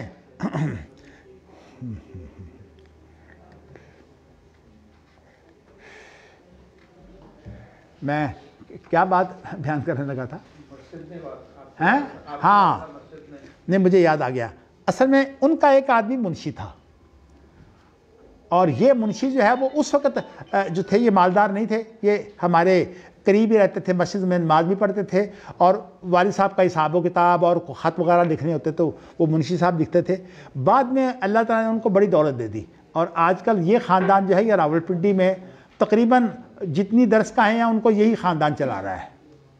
تو وہ جو صاحب تھے ان کا نام تھا چودھری یعقوب. یہ چودھری یعقوب جو ہیں 1967 کی بات ہے کہ یہ سعودی عرب حج کے لیے آئے اپنی بیوی کے ساتھ. تو انہوں نے مجھے جو ہے نا میرے لیے شہد لے کر آئے ایک بوتل. ان دنوں میں سعودی عرب میں ان چیزوں کا حاجت مند ہوتا تھا, یہ چیزیں عام نہیں ملتی تھیں. تو خیر وہ تو اللہ تعالیٰ نے جزائے خیر دی, اللہ انہیں غریق رحمت کرے. میں آپ کو بتانا ہی چاہتا ہوں کہ یہ میرے پاس بیٹھے ہوئے تھے, مسجد میں ہم بیٹھے ہوتے, نماز کا انتظار کر رہے ہوتے, تو مجھے میرے والد صاحب کی باتیں سناتے ہیں. اصل میں بات یہ ہے کہ جب اس خاندان کو اللہ نے دولت دے دی, یہ جو ہیں وہ جو فروٹ منڈی تھی اس کے اندر کمیشن ایجنٹ تھے. تو اس دولت کے بعد یہ درسگاہ جو ہے راولپنڈی کی یہ وہ چلاتے تھے جس کے اندر مولانا اسماعیل ذبیح رحمۃ اللہ علیہ جو ہے وہ خطیب تھے. تو والد صاحب کو جو ہے وہ ان کو چونکہ عقیدت تھی امرتسر سے, تو اس لیے والد صاحب کو انہوں نے کہا کہ جی آپ ماشاءاللہ مدرس ہیں, ہماری درسگاہ ہے, اور آپ جو ہے وہ ہمارے پاس آ جائیں, مل جل کر انشاءاللہ کام کریں گے, خرچ ہم کریں گے, علم آپ پھیلائیں. تو انہوں نے والد صاحب کو بلایا, ہماری والدہ کو بھی ساتھ بلایا تاکہ وہ بھی دیکھ رہے ہیں گھر بار اور چیزیں. تو انہوں نے والد صاحب کی ایک تنخواہ جو ہے مقرر کر دی. یہ 1900 میرے خیال میں 49 کی بات ہے شاید, یا اس سے بھی پہلے کی بات ہے. مطلب پاکستان تو 14 اگست 1947 کو بنا ہے. تو والد صاحب کی انہوں نے ایک معقول تنخواہ مقرر کر دی اس دور کے مطابق. تو اس کے بعد والد صاحب کی جب انہوں نے تنخواہ مقرر کی تو والد صاحب کہنے کے دیکھو بات یہ ہے کہ آپ نے میری جو تنخواہ مقرر کی ہے, میں مدرس ہوں, میں انشاءاللہ وہ تنخواہ قبول کرتا ہوں, لیکن میں 2-3 شرطیں ہیں میری آپ کے پاس ٹھہرنے کے لیے. وہ کیا ہے؟ پہلی شرط یہ ہے کہ آپ جو ہے مولانا اسماعیل ذبیح صاحب کو جواب نہیں دیں گے. حالانکہ مولانا اسماعیل ذبیح صاحب جو ہیں یہ والد صاحب کے مناظرے ہوتے تھے, آپ کو پتہ ہے مولانا ثناء اللہ امرتسری سے. تو یہ مولانا ثناء اللہ امرتسری کے عقیدت مند تھے بہت زیادہ, اور ایک مناظرہ راولپنڈی میں بھی ہوا اس پر, ہاذا ربی جو ہے نا کہ یہ کیا ہے, اس پر بھی. ہاں جی چلیے خیر, میں بتانا ہی چاہتا ہوں کہ اس میں ان کا موقف وہ تھا جو مولانا ثناء اللہ امرتسری کا ہے رحمۃ اللہ علیہ کا. تو تھوڑی سی کھچاؤ پیدا ہو جاتا ہے مناظروں میں. اب کہتے ہیں یعقوب صاحب کہتے ہیں مجھے کہ ایک تو آپ کے والد صاحب نے کہا کہ ان کو آپ جواب نہیں دیں گے. اچھا دوسری بات ہے کہ ان کی تنخواہ کم نہیں ہوگی. یعنی شرطیں والد صاحب پیش کر رہے ہیں اور یہ ان کے فائدے کے لیے ہے. اور تیسری میری شرط یہ ہے کہ آپ نے جو میری تنخواہ لگائی ہے نا, آپ کو پتہ نہیں یہ جو لوگ ہوتے ہیں نا عقیدت مند, یہ آرام سے علماء رات کو جو ہے وہ پیسے دے جاتے ہیں. یہ جتنا بھی پیسہ ہے میں آپ سے عہد کرتا ہوں کہ وہ سارا آپ کا ہوگا, اسی کہ میں تنخواہ لیتا ہوں, میں نے پیسہ نہیں لینا. وہ چودھری یعقوب کہتے ہیں کہ ہمیں اتنی عقیدت اور اتنا پیار تھا, لیکن خرچہ اتنا بڑھ گیا. اصل میں ہمارا ذہن یہی تھا کہ یہ ہمارے والد صاحب کا نام تو مولانا وسام ڈرابی کے نام پر حافظ محمد حسین تھا نا. حافظ محمد حسین صاحب نے یہ کہ جو ہے وہ ہمیں خیال یہ تھا کہ امرتسر میں آپ پڑھاتے بھی تھے اور جمعہ بھی پڑھاتے تھے. جمعہ کون سا بھاری ہوتا ہے ماشاءاللہ, آپ سب رات میرے خیال میں 6 دن یہاں کام کرتے ہیں, 7 دن جمعہ بھی پڑھاتے ہیں. تو کہتے ہیں کہ ہمارا خیال یہی تھا کہ والد صاحب بہت اچھے خطیب تھے, تو جو بھی جو ہے وہ پڑھا لیا کریں گے. تو دوسری ایک بات تو یہ تھی, انہوں نے شرط لگا دی کہ ان کو آپ جواب نہیں دیں گے, تو ہمیں تو 2 آدمیوں کا بوجھ برداشت کرنا پڑا, وہ ہم سے ہوتا نہیں تھا. اور دوسری بات انہوں نے کہہ دی کہ تنخواہ کم نہیں کریں گے. وہ اس لیے کہ آپ کہیں کہ جی ہم نے ایک مدرسہ اور رکھ لیا ہے، اب مولانا اسماعیل ربیع کی تنخواہ کم کر دیں، یہ بھی نہیں کریں گے۔ اور تیسری بات جو انہوں نے چندے کے بارے میں جو ہے بتا دی کہ لوگ جو خدمت کر کے جاتے ہیں وہ کہنے کہ تو ہماری خدمت ہوتی ہے لیکن میں وہ اپنے بات نہیں دیکھوں گا اس لیے کہ میں تنخواہ لیتا ہوں۔ تو یہ کہنے لگے کہ یہ آپ کے والد صاحب کی سوچیں تھیں۔ تو میں آپ کو بتا رہا ہوں کہ یہ عمل ہمارے خاندان میں الحمدللہ رہا ہے، تو اللہ کا شکر ہے کہ اسی وجہ سے ہمیں اللہ نے یہ جو ہے یہ موقع دیا ہے دین کا۔ تو لیکن جو صورتحال آگے نظر آ رہی ہے نا، اللہ تعالیٰ ہدایت دے، میں کچھ نہیں کہہ سکتا۔ اچھا جی، اب یہ حدیث پڑھنے کے بعد اب بات ختم۔ وعن الزہری قال حدثني سالم بن عبد الله ان عبد الله بن عمر قال سمعت عمر يقول كان النبي صلى الله عليه وسلم يعطيني العطاء فاقول آته افقر اليه مني حتى آتاني مرة مالا فقلت آته من هو افقر اليه مني فقال النبي خذه فتموله وتصدق به فما جاءك من هذا المال وانت غير مشرف ولا سائل فخذه وما لا فلا تتبعه نفسك۔ تو جی اب یہ روایت تو جو ہے وہی ہے، لیکن اس روایت کے اندر جو ہے وہ زہری تک دو سندیں آ گئی ہیں۔ دیکھیں نا، پہلی جو روایت تھی اس میں ابو الیمان اور ابو الیمان شعیب سے، اور شعیب زہری سے روایت کرتے تھے نا، اور نہیں، زہری سے اوپر دو سندیں ہیں، زہری تک سند ایک ہے، زہری تک سند ایک ہے، اس سے اوپر دو سندیں ہیں۔ اب دیکھیں نا وہاں کیا ہے، اخبرنا صائب بن یزید اور حویتب بن عبد الرزاق، اور اس کے بعد عبداللہ بن سعدی، اور یہاں کون ہے؟ یہاں جو ہے وہ سالم بن عبداللہ، اس کے بعد عبداللہ بن عمر ہیں، اور وہ حضرت عمر سے کر رہے ہیں۔ تو اس لیے جو یہ دوسری سند جو ہے ہاں جی، یہ عالی سند ہے، یہ سند کون سی عالی ہے؟ دوسری بات کیوں؟ اس میں زہری کے بعد صائب ہیں اور حویتب ہیں اور اس کے بعد عبداللہ بن سعدی ہیں، تین ہو گئے، تین ہوئے، آگے عبداللہ بن عمر آتے ہیں، ہیں پھر حضرت اس کے بعد حضرت عمر آتے ہیں، چار ہو گئے۔ چار ہو گئے نا؟ ہاں، امام بخاری سے عالی کو پہلے لاتے ہیں، تو اس لیے جو سافل ہوتی ہے نا وہ صرف تائید کا کام کرتی ہے، یہ تائید کے لیے رائے ہے، مطابقت کے لیے۔ دیکھ رہے ہیں؟ لیکن اس میں صرف اس میں کم ہے، ہاں جی، دوسری والے میں کم ہے۔ کیسے؟ دیکھو جی، نہ زہری دیکھیے، ایک سالم، زہری کے درمیان سالم، عبداللہ بن عمر اور عمر۔ اچھا جی، یہ ایک سند ہے، اس میں جو ہیں وہ نہیں، دیکھیں اس میں دیکھیں، صائب ایک، حویتب دو، اور عبداللہ بن سعدی تین، جی اور چوتھے عمر۔